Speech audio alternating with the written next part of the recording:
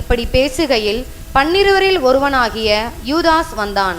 அவனோட கூட பிரதான ஆசாரியரும் வேத பாரகரும் மூப்பரும் அனுப்பின திரளான ஜனங்களும் பட்டயங்களையும் தடிகளையும் பிடித்து கொண்டு வந்தார்கள். அவரை காட்டி கொடுக்கிறவன், நான் எவனை முத்தம் செய்வேனோ அவன்தான், அவனை பிடித்து பத்திரமாய் கொண்டு போங்கள் என்று அவர்களுக்கு குறிப்பு சொல்லி இருந்தான். அவன் வந்தவுடனே அவர் அண்டையில் சேர்ந்து ரபி ரபி என்று சொல்லி அவரை முத்தம் செய்தான். அப்பொழுது அவர்கள் அவர் மேல் கை போட்டு அவரை பிடித்தார்கள். கர்த்தருடைய நாமத்திற்கு மகிமையுண்டாவதாக. மார்க்கு 14 அதிகாரம் 41 மார்க்கு 14:41. அவர் 3ஆம் தரம் வந்து, இனி நித்திரை பண்ணி இளைப்பாருங்கள்,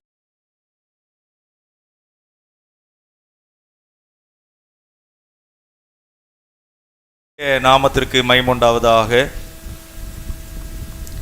கடந்த வாரம் ஆண்டவர் இயேசு விழித்திருங்கள் என்பதை குறித்து போதித்தார். அதை நாம் தியானித்தோம். நீங்கள் சோதனைக்குள் அகப்படாதபடி விழித்திருந்து ஜெபம் பண்ணுங்கள் என்றார். 1 மணி நேரம் நீ விழித்திருக்க கூடாதா அப்படின்னு கேட்டார். ஹல்லேலூயா. ஸோ ஒரு உணர்வுள்ள ஒரு இருதயத்தை கர்த்தர் நம்மிடத்தில் எதிர்பார்க்கிறார். ஹல்லேலூயா. ஸோ சோதனை நமக்கு வருமானால் இந்த சோதனைக்கு நாம் ஜெபிக்காமல் இருக்கிறது கூட காரணமாக இருக்கலாம். அநேக நேரங்களில் இந்த ஆண்டவர் இயேசு ஏன் ஜெபிக்க சொல்கிறார் அப்படின்னா, நம்ம ஜெபிப்பது அவரை நாம் சார்ந்து கொள்ளுகிறோம். அவர் எனக்கு துணையாய் வருவார். நம்ம ஜெபிக்கும்போது அவர் நம்ம ஜெபத்திற்கு என்ன செய்வார்? பதில் கொடுப்பார். ஹல்லேலூயா. அப்போ ஜெபிப்பது என்பது நான் என் மேலே ஓவர் கான்ஃபிடென்ட்டாக இல்லாதபடி நான் அவரை சார்ந்து இருக்கிறேன். அவர் நான் ஜெபிக்கும்போது எனக்கு பதில் கொடுப்பார். ஹல்லேலூயா. அப்போ அநேக நேரங்களில் நமக்கு நிறைய பிரச்சனைகள் இருக்கலாம், நிறைய போராட்டங்கள் இருக்கலாம், சோதனைகள் இருக்கலாம். ஆனால் அதிலிருந்து நம்ம மனதை எடுத்து இந்த ஜெபத்திற்கு என் ஆண்டவரிடத்தில் எனக்கு பதில் இருக்கு, எனக்கு அறியாததும் எட்டாததுமான பெரிய காரியங்களை அவர் எனக்கு அறிவிப்பார். ஹல்லேலூயா. அவர் யோசனையில் பெரியவர், ஆராய்ந்து முடியாத பெரிய காரியங்களையும் எண்ணி முடியாத அதிசயங்களையும் அவர் செய்கிறவர். ஹல்லேலூயா. வனாந்திரத்தை வயல்வெளியாக மாற்றுகிறவர், அவாந்திர வெளிகளை ஆறுகளாக. அப்போ ஜெபம் என்பது அங்கே ஆண்டவர் இயேசு முன்மாதிரியாக ஜெபிக்கிறார், நமக்கும் அந்த ஜெபத்தை சொல்கிறார். ஹல்லேலூயா. அங்கே இருக்கிற they are leaders, 3 முக்கியமான அப்போஸ்தலர்ஸ் அங்கே இருக்கிறாங்க, மற்றவங்களும் அங்கே தள்ளி இருக்கிறாங்க. ஆனால் அந்த 3 பேருக்கும் அவர் சொல்கிறாரு, என்னோட கூட விழித்திருக்க கூடாதா அப்படிங்கிறார். அப்போ அவங்க விழித்திருக்க முடியாதபடி அவங்களுக்கு தூக்கம் வருது. 2 எஜமானுக்கு ஊழியம் செய்ய ஒருவனாலும் கூடாது. ஹல்லேலூயா. Don't serve two masters. 2 எஜமான்களுக்கு ஊழியம் செய்ய ஒருவனாலும் கூடாது. மத்தேயு 6 வருது. ஒரு நேரம் நம்ம தேவனுக்குரிய அந்த மகிமையை நாம் தேவனுக்கு கொடுக்கக்கூடாதபடி பிசாசு என்ன செய்வான்? மனதை டைவர்ட் பண்ணுவான். அப்போ தேவனுக்குரிய ஆராதனை அது தேவனுக்கு தான் கொடுக்கணும். அந்த நாளில் பயத்தோடு சபை கூடி வந்து நாம் கர்த்தரை என்ன செய்யணும்? ஆராதித்து, கர்த்தர் கொடுத்த குடும்பம், கர்த்தர் கொடுத்த பிள்ளைகள், கர்த்தர் கொடுத்த வேலை, கர்த்தர் கொடுத்த எல்லாம் அப்படின்னு சொல்லி நம்ம என்ன செய்யணும்? கர்த்தரை நாம் மகிமைப்படுத்த வேண்டும். ஹல்லேலூயா. அப்படி இங்கே நாம் வாசிக்கிறோம், அப்படி தூங்கிக்கிட்டு இருக்கிறாங்க. அவங்கள ஆண்டவர் என்ன சொல்றாரு? அவங்கள எழுப்புறாரு, கொஞ்சம் விழித்திருந்து ஜெபம் பண்ணக்கூடாதா அப்படிங்கிறாரு. 38 வாசிக்கிறோம், 14:38. நீங்கள் சோதனைக்குட்படாதபடிக்கு விழித்திருந்து ஜெபம் பண்ணுங்கள், ஆவி உற்சாகம் உள்ளதுதான், மாம்சமோ பலவீனம் உள்ளது என்றார். ஹல்லேலூயா. ஆவி எப்படிப்பட்டதா சொல்லுங்களேன்? உற்சாகம் உள்ளது. மாமிசம் எப்படிப்பட்டது? பலவீனம் உள்ளது. அப்ப இந்த ஆவிக்குரிய இந்த காரியங்கள் நம்ம நிறைவேற்றும் போது மாம்சம் எப்பயுமே போராடும். மாம்சம் என்ன செய்யுது?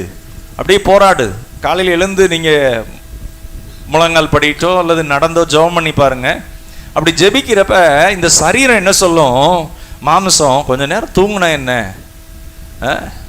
நீ எவ்வளவு பாடுபட்டிருக்க, எவ்வளவு வேலை செஞ்சிருக்கிற, கொஞ்ச நேரம் தூங்கினா என்ன, அப்படி ஜெபம் பண்ணணுமா? ஏசப்பா எல்லாம் பார்த்துக்கொள்வார். பிள்ளைகளுக்காக ஜெபிக்கணுமா, குடும்பத்துக்காக ஜெபிக்கணுமா, சபைக்காக ஜெபம் பண்ணணுமா, ஊழியக்காரருக்காக, இல்லை அதெல்லாம் பரவாயில்ல ஆண்டவர் அப்படின்னு சொல்லி இந்த மாமிசம் கூட நமக்கு என்ன செய்யும்னா நம்மளோடு போராடும். ஆண்டவர் இயேசு அங்கே சொல்றாரு, அவங்க தூங்குறவங்கள பார்த்து கூட அவங்களுக்கு சப்போர்ட்டா சொல்றாரு, மாமிசம் பலவீனம் உள்ளது தான், ஆவியோ உற்சாகம் உள்ளது அப்படின்னு சொல்றாரு. அல்லேலூயா. அவங்களுக்கு சப்போர்ட் பண்றார். ஆனா அப்படி சொல்லிட்டு அவங்களுக்கு அந்த சோதனைக்குள்ளே போகாதபடிக்கு அநேக காரியங்களை கற்றுக் கொடுத்தார். அல்லேலூயா. அந்த சோதனை என்பது நமக்கு நிறைய சோதனை இருக்கு. அதை திரும்ப ஞாபகப்படுத்துகிறேன். நமக்குள்ள இருக்கிற பெருமை ஒரு சோதனையா இருக்கலாம், நமக்குள்ள இருக்கிற கசப்பு ஒரு சோதனையா இருக்கலாம், நமக்குள்ள இருக்கிற மன்னிக்காத காரியங்கள் ஒரு சோதனையா இருக்கலாம், நமக்குள்ள இருக்கிற எனக்கு எல்லாம் தெரியும் அப்படிங்கிற எண்ணம் நமக்கு சோதனையா இருக்கலாம். ஆனா இந்த சோதனையில நம்ம தப்பணும் அப்படின்னா நாம் ஜெபிக்க வேண்டும். சோதனையில தப்பணும்னா என்ன செய்யணும்? ஜெபிக்கணும். நமக்கு எல்லாம் தெரியும்னு நினைச்சோம்னாவே அவுட். அதனாலதான் இயேசு கிறிஸ்து என்ன செய்யறாரு? அவர் ஜெபிக்கிறார். ஏன்னா அவர் தேவனாக அல்ல, மனுஷகுமாரனாக ஜெபிக்கிறார். நமக்கு முன்மாதிரியாக ஜெபிக்கிறார். முன்னாடி பார்க்கிறார் கெத்செமனேயிலே அந்த எமோஷன்ஸ், மரணம், சிலுவையில் அவர் படப்போகிற பாடுகள், அவர் சரீரம் பிக்கப்பட போது, அவர் சரீரம் அது என்ன செய்யப்பட போகுது, உழுத நிலம் போல ஆக போகுது. இதெல்லாம் அந்த கெத்செமனேயிலே ப்ரிவியூ மாதிரி பார்க்கிறார். மனுஷனுடைய அக்கிரமத்தையும் பாவத்தையும் அவர் சுமக்க போகிறார். ஸோ அதெல்லாம் பார்த்து அந்த கெத்செமனே என்பது அந்த உணர்ச்சியினுடைய உச்சகட்டமாக இருக்கு, ரொம்ப கொடூரமாக இருக்கு, வேர்வையெல்லாம் இரத்தமாக வடிகிறது. அப்போ அந்த இடத்துல தான் அவர் இந்த காரியங்களை எல்லாம் சொல்றார். 3 தடவை வர்றார். அந்த இடத்துல 3 தடவை வந்து சொல்றாரு, விழித்திருங்கள் அப்படிங்கிறார். ஸோ ரொம்ப ஜாக்கிரதையா இருங்க அப்படிங்கிறார். ஆவிக்குரிய பிரகாரமா நமக்கு இந்த பூமியிலே நம்மை சுற்றி நடக்கிற காரியங்கள்ல ரொம்ப ஜாக்கிரதையாக ஜெபத்திற்கு முக்கியத்துவம் கொடுக்கணும். அல்லேலூயா. நாம் ஜெபிக்கணும். ஒரு காரியத்தை நாம் செய்யும் போது அந்த ஜெபத்தினால அந்த காரியங்களை நடப்பிக்க வேண்டும். நேரம் எடுத்து காத்திருந்து ஜெபிக்கணும். அப்ப கர்த்தர் அந்த காரியங்கள்ல நமக்கு அந்த சோதனையில சிக்கி கொள்ளாதபடி நம்மை தப்புவிப்பா. அல்லேலூயா. ஆண்டவருக்கு மகிமை உண்டாவதாக. இப்போ இன்றைக்கு அடுத்ததாக இன்றைக்கு 41ஆம் வசனத்திலே அவர் 3ஆம் தரம் வந்து, இனி நித்திரை பண்ணி இளைப்பாருங்கள், போதும் வேலை வந்தது, இதோ மனுஷகுமாரன் பாவிகளுடைய கையில் ஒப்பு கொடுக்கப்படுகிறார். இளைப்பாருங்கள் அப்படிங்கிறார். இனி நித்திரை பண்ணி இளைப்பாருங்கள், போதும் வேலை வந்தது. அடுத்து சொல்றார் 42ஆம் வசனம், மார்க் 14:42, என்னை காட்டி கொடுக்கிறவன் இதோ வந்து விட்டான், எழுந்திருங்கள் போவோம் என்றார். ஆண்டவருக்கு மகிமை உண்டாவதாக. அப்போ இயேசு கிறிஸ்து இந்த யூதாஸ் காரியத்துக்கு என்னெல்லாம் செஞ்சார்?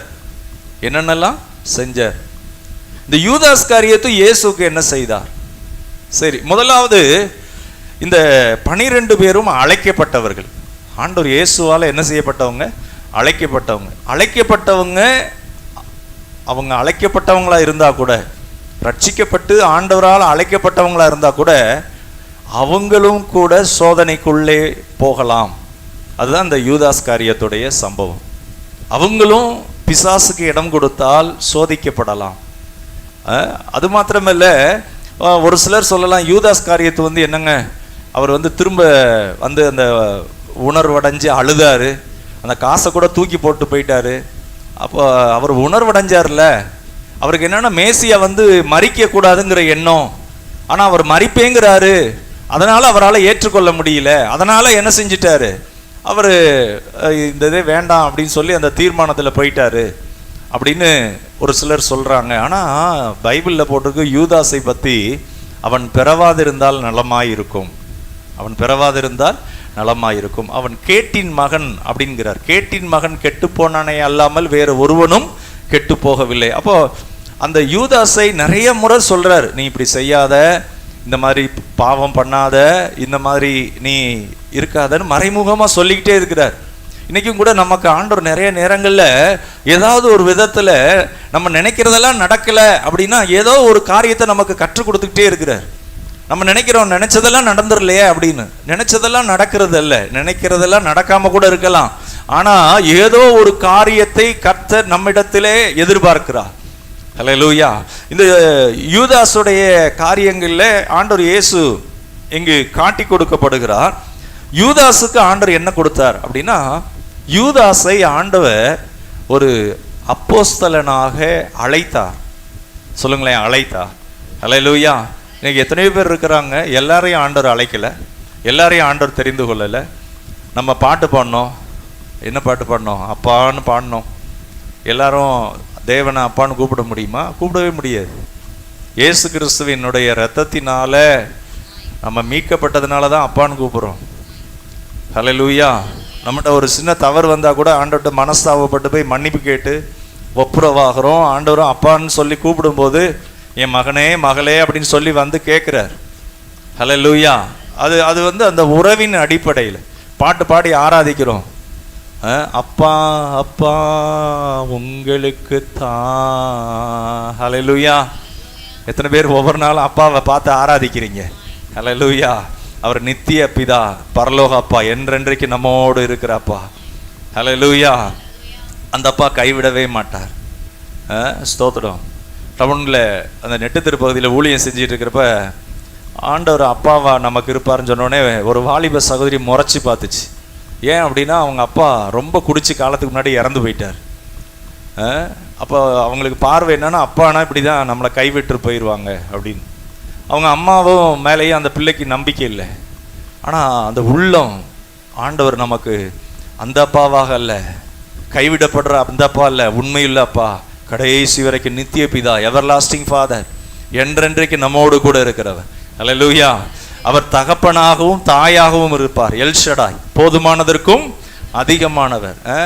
அப்போ இந்த அழைப்பு என்பது விசேஷமானது. அந்த அழைப்பு பேதுரு சொல்றாரு, நீங்களோ அந்தகாரத்தினின்று தம்முடைய ஆச்சரியமான ஒளியினிடத்திற்கு வரவழைத்தருடைய புண்ணியங்களை அறிவிக்கும்படிக்கு நீங்கள் தெரிந்து கொள்ளப்பட்ட சந்ததியாயும் ராஜரீகமான ஆசாரிய கூட்டமாயும் பரிசுத்த ஜாதியுமாய் இருக்கிறீங்க. சொல்லுங்களேன், பரிசுத்த ஜாதி. நம்ம யாரா? பரிசுத்த ஜாதி. நம்ம ஜாதி பேர் என்ன? பரிசுத்த ஜாதி. நம்ம யாரு? சொந்த ஜனம். யாருக்கு சொந்த ஜனம்? கர்த்தருக்கு. ஹல்லேலூயா. நம்ம மேல இருக்கிற ஒரு ஜாதியோடைய பேர் என்ன அப்படின்னா பரிசுத்த ஜாதி. எங்கிருந்து வந்தது இந்த டைட்டில்? இயேசு கிறிஸ்துவனுடைய இரத்தத்தினால். நமக்கு என்ன மேன்மை? அந்தகாரத்தினின்று நம்மை மீட்டிருக்கிறார் அவருடைய இரத்தத்தினாலே. ஹல்லேலூயா. சொல்லுங்களேன், அந்தகாரத்தினின்று அவருடைய இரத்தத்தினாலே நம்மளை என்ன செஞ்சிருக்கிறாரு? மீட்டிருக்கிறார். எந்த ஜாதியும் நம்மை ரட்சிக்கலை, எந்த பேக்ரவுண்டு நம்மை ரட்சிக்கலை, நமக்கு இருக்கிற ரொம்ப திறமை அதெல்லாம் ரட்சிக்கலை. அதனால இது கிரியைகளினால் உண்டானது அல்ல. இது எதனால் உண்டானது? கிருபையினால. எத்தனை பேர் நான் நல்ல ஆளாக இருந்தேன் அதனால் ரட்சிக்கப்பட்டேன் அப்படின்னா அது பொய். நம்ம தகுதியே இல்லாத போது அவர் நம்மை ரட்சித்தார். அல்லேலூயா. அதனால தான் பேர் என்ன சொல்கிறாரு, இந்த பேதுரு ஒரு யூத ஜாதி, ரொம்ப அப்படி ஜாதி வெறி பிடிச்சவர், ரொம்ப வைராக்கியமானவர். ஆனால் இந்த ரட்சிப்புன்னு வந்தவொன்னே சொல்கிறாரு பரிசுத்த ஜாதி. என்ன ஜாதி? பரிசுத்த ஜாதி. அப்போது நம்ம இதில் இருந்தெல்லாம் ரட்சிக்கப்பட்டு வரணும், வெளியில் வந்துடணும். ஏன்னா நம்ம எல்லாரையும் ஆண்டவர் பார்க்குற வண்ணமாக நாம் பார்க்கணும். அது ரொம்ப அவசியம். ஏன்னா இந்த பேதுருக்கு இந்த சோதனை வருது. கொர்நேலி வீட்டுக்கு சொல்கிறாரு. சொல்கிறதுக்கு முன்னாடி அந்த பேதுரு இருதயத்தை மாற்ற வேண்டியது இருக்குது. ஏன்னா கொர்நேலி தாழ்த்தப்பட்ட ஜாதி, பேதுரு ஹை கிளாஸ். அப்போ அந்த பெரிய ஒரு ரட்சிப்பு உண்டாகணும் கொர்நேலி வீட்டில். பேதுருவை ஆண்டவர் காம்ப்ரமைஸ் பண்ணுறாரு. அப்படி துப்பட்டி இறங்கி வருது. இந்த துப்பட்டியில் அப்படி மிருகமாக இருக்குது. பேதுரு சொல்கிறார், ஆண்டவர் இந்த மிருகங்களெல்லாம் நான் அடித்து புசிக்க மாட்டேன் அப்படிங்கிறார். மிருகம்னா என்னென்னா, அதாவது ரொம்ப ஃபஸ்ட்டு யூத குலம், மற்ற எல்லாம் அப்படி. இன்றைக்கும் கூட அப்படி நிறைய கட்டமைப்பு இருக்குது. ஆனால் ரட்சிப்பு என்பது தான் விசேஷமான கட்டமைப்பு. அந்த பேதுரு மனசை மாத்துறார். அந்த துப்பட்டியை காமிச்சு சொல்கிறார், இதை அடித்து புசி. தேவன் என்ன செஞ்சுருக்கிறார்? படைத்ததை ஸ்தோத்திரத்தோடு அடித்து புசி. அடித்து புசின்னா என்னென்னா ஆத்துமாதாயம் பண்ணு அப்படிங்கிறார். அல்லேலூயா. நம்ம யாரோடையாவது பழகும்போது அவங்ககிட்ட போய் நீங்கள் என்ன கேஸ்ட் அப்படி இல்லை, ஆண்டவர் எனக்கு ரட்சிப்பை கொடுத்துருக்குறேன். நான் கண்ணீரோடு இருந்தேன், என்ன ஆண்டவர் தெரிந்து கொண்டார். நான் தற்கொலைக்கு ஏதுவாக இருந்தேன், அப்படி தான் நிறைய சாட்சி சொல்லுவாங்க. கர்த்தர் என்னை மீட்டார். நான் ஆபத்தான வியாதியில் இருந்தேன், கர்த்தர் என்னை குணமாக்கினார். அல்லேலூயா. அப்போ நம்ம என்ன பண்ணுறோம்? அந்த இயேசுவை பார்க்குறோம். நம்ம பழசா மனசுக்குள்ளே என்ன இருக்கும்? நான் இந்த ஜாதி, நான் அதெல்லாம் இருக்கும், எல்லாருக்குள்ளேயும் இருக்கும், இல்லைன்னே சொல்ல முடியாது. இல்லைங்க நான் எனக்கெல்லாம் பர்ஃபெக்டாக இருக்கிறேன், இல்லை எல்லாருக்குள்ளேயும் இருக்கும். ஆனால் கிறிஸ்துவின் நிமித்தம் அதை பவுல் சொல்கிறாரு, நான் நஷ்டம் என்று எண்ணுகிறேன், குப்பையுமாக விட்டேன். நமக்குள்ள அந்த பிஹேவியர் வரும், அதான் மாம்சம், அது ஒரு பலவீனம். அப்போ அது சொல்கிறார், நான் நஷ்டம் என்று விட்டேன், குப்பையுமாக அதை எண்ணுகிறேன், குப்பையா என்றேன். ஆனால் நமக்குள்ள அப்படி வராத பட்சத்தில் கொஞ்சம் போராடி அந்த பழக்கத்தை மேற்கொள்ளணும். ஹல்லேலூயா, ஆண்டவருக்கு மகிமை உண்டாகட்டும். இங்கு இந்த யூதாசை பற்றி ஆண்டவர் சொல்றாரு, காட்டி கொடுக்கிறவன் இதோ வந்து விட்டான், எழுந்திருங்கள் போவோம் என்றார். எழுந்திருங்கள் போவோம் என்றார். இந்த யூதாசை என்ன பண்ணார்னா, கர்த்தர் ரெண்டு பேரா அந்த ஊழியத்திற்கு அனுப்புறார். சொல்லுங்களேன், ரெண்டு பேராக எங்க அனுப்புறாரு? ஊழியத்திற்கு அனுப்புறார். பிசாசுகளை துரத்துறாங்க, வியாதி உள்ளவர்களை சொஸ்தமாக்குறாங்க. இந்த ரெண்டு பேர் போயிட்டு வந்து ரிப்போர்ட் கொடுக்குறாங்க. அதுல யூதாஸ் காரியத்தை இருந்திருக்கிறார். ஆரம்பத்துல ஊழியம் பயங்கரமா இருக்கு, திரளான ஜனங்கள் இயேசுனிடத்துல வர்றாங்க. பார்க்குறப்ப ரொம்ப ட்ரெமெண்டஸா இருக்கு. அந்த எமோஷன்ஸ்ல கூட அவர் ஊழியத்துக்கு ஒப்பு கொடுத்துருந்துருக்கலாம். ஆனா உண்மையான ஒரு ஒப்பு கொடுத்தல் இல்லாம கூட இருந்திருக்கலாம். அடுத்ததாக இந்த யூதாஸ் காரியத்து அவர் என்ன பண்ணாரு அப்படின்னா, பிரசங்கம் பண்ணி இருப்பார். ஆண்டவர் சொன்னபடி போய் பிரசங்கம் பண்ணி இருப்பார். ஆண்டவரால் தெரிந்து கொள்ளப்பட்ட ஒரு அப்போஸ்தலர், 70 சீசர்கள் எல்லாம் ஏற்படுத்துறார். ஆனா இந்த யூதாஸ் காரியத்து யாருன்னா, அப்போஸ்தலர்களுடைய இதுல வர்றார், ஒரு மேலான அழைப்பு. அப்ப நல்ல கவனிங்க, இன்றைக்கு இந்த பார்க்கிற சம்பவத்துல நமக்கு மேலான ஒரு அழைப்பு இருந்தாலும் நம் ஜாக்கிரதையா இல்லாவிட்டால் மோசம் போக வாய்ப்பு உண்டு. நமக்கு கொடுக்கப்பட்ட அந்த ரட்சிப்பை, நமக்கு கொடுக்கப்பட்ட குடும்பத்தை, நமக்கு கொடுக்கப்பட்ட அந்த ஒவ்வொரு பொறுப்புள்ள பகுதிகளையும் நாம் காத்து கொள்ளாவிட்டால் பிசாசினாலே மோசம் போக வாய்ப்புண்டு. பாருங்க, இருக்கிறதுலே பாவம் செஞ்ச ரொம்ப ஆண்டவருக்கு துரோகம் பண்ண அப்போஸ்தலர் அப்படி யாருன்னு கேட்டா, ஃபர்ஸ்ட் யூதாஸ், ரெண்டாவது பேதுரு. மறுதளிச்சு சபிச்சார். ஒரு மொழிபெயர்ப்புல சொல்லப்பட்டிருக்கு, கெட்ட வார்த்தையில வஞ்சாராம். ஆனா அந்த பேதுரு என்ன செய்யறாரு? இயேசுவினிடத்துல திரும்ப வர்றாரு. ஆனா இந்த யூதாஸ் என்ன செய்யல? திரும்ப வரவில்லை. வராமல் அவன் என்ன செய்யறான்? அழுதான், இதெல்லாம் செஞ்சான். ஆனா இயேசுவினிடத்துல வரணும். அழுகிறதுனால அல்ல, அல்லது மனஸ்தாபப்படுறதுனால அல்ல, இயேசுவினிடத்துல அவன் திரும்ப வந்தான். யூதாஸ் வரவே இல்லை, அப்படியே போய் நாண்டு கொண்டு செத்தான். அவன் முழுக்க பிசாசுக்கு இடம் கொடுத்துட்டான். அப்ப இந்த ரெண்டு பேருக்கு வித்தியாசம் இருக்கு. மனம் திரும்புதல்ல, இயேசுவினிடத்துல வர வேண்டும். தவறுகள் இருக்கலாம், தவறு உள்ள நிலையில இயேசுவினிடத்துல வரணும். ஆண்டவர் என்ன செய்வார்? திரும்ப பலப்படுத்துவார். திரும்ப அவங்களுக்கு மன்னிப்பை கொடுத்து அவர் என்ன பண்ணுவார்? ஸ்திரப்படுத்துவார். ஆனா அந்த யூதாஸ் என்ன பண்ணிட்டாப்ல, அவன் அந்த காசு குற்றமில்லாத அவரை காட்டி கொடுத்துட்டேன் அப்படின்னு சொல்லி அந்த காசை தூக்கி போட்டு, அங்க இருக்கிறவங்க சொல்றாங்க அது ஓம்பாடு அப்படிங்கிறாங்க. அவன் போய் நேரா போய் என்ன பண்ணிட்டான்? நாண்டு கொண்டு செத்தான் அப்படின்னு போட்டிருக்கு. ஸோ இது எதற்காக இது பைபிளில் எழுதப்பட்டிருக்கு?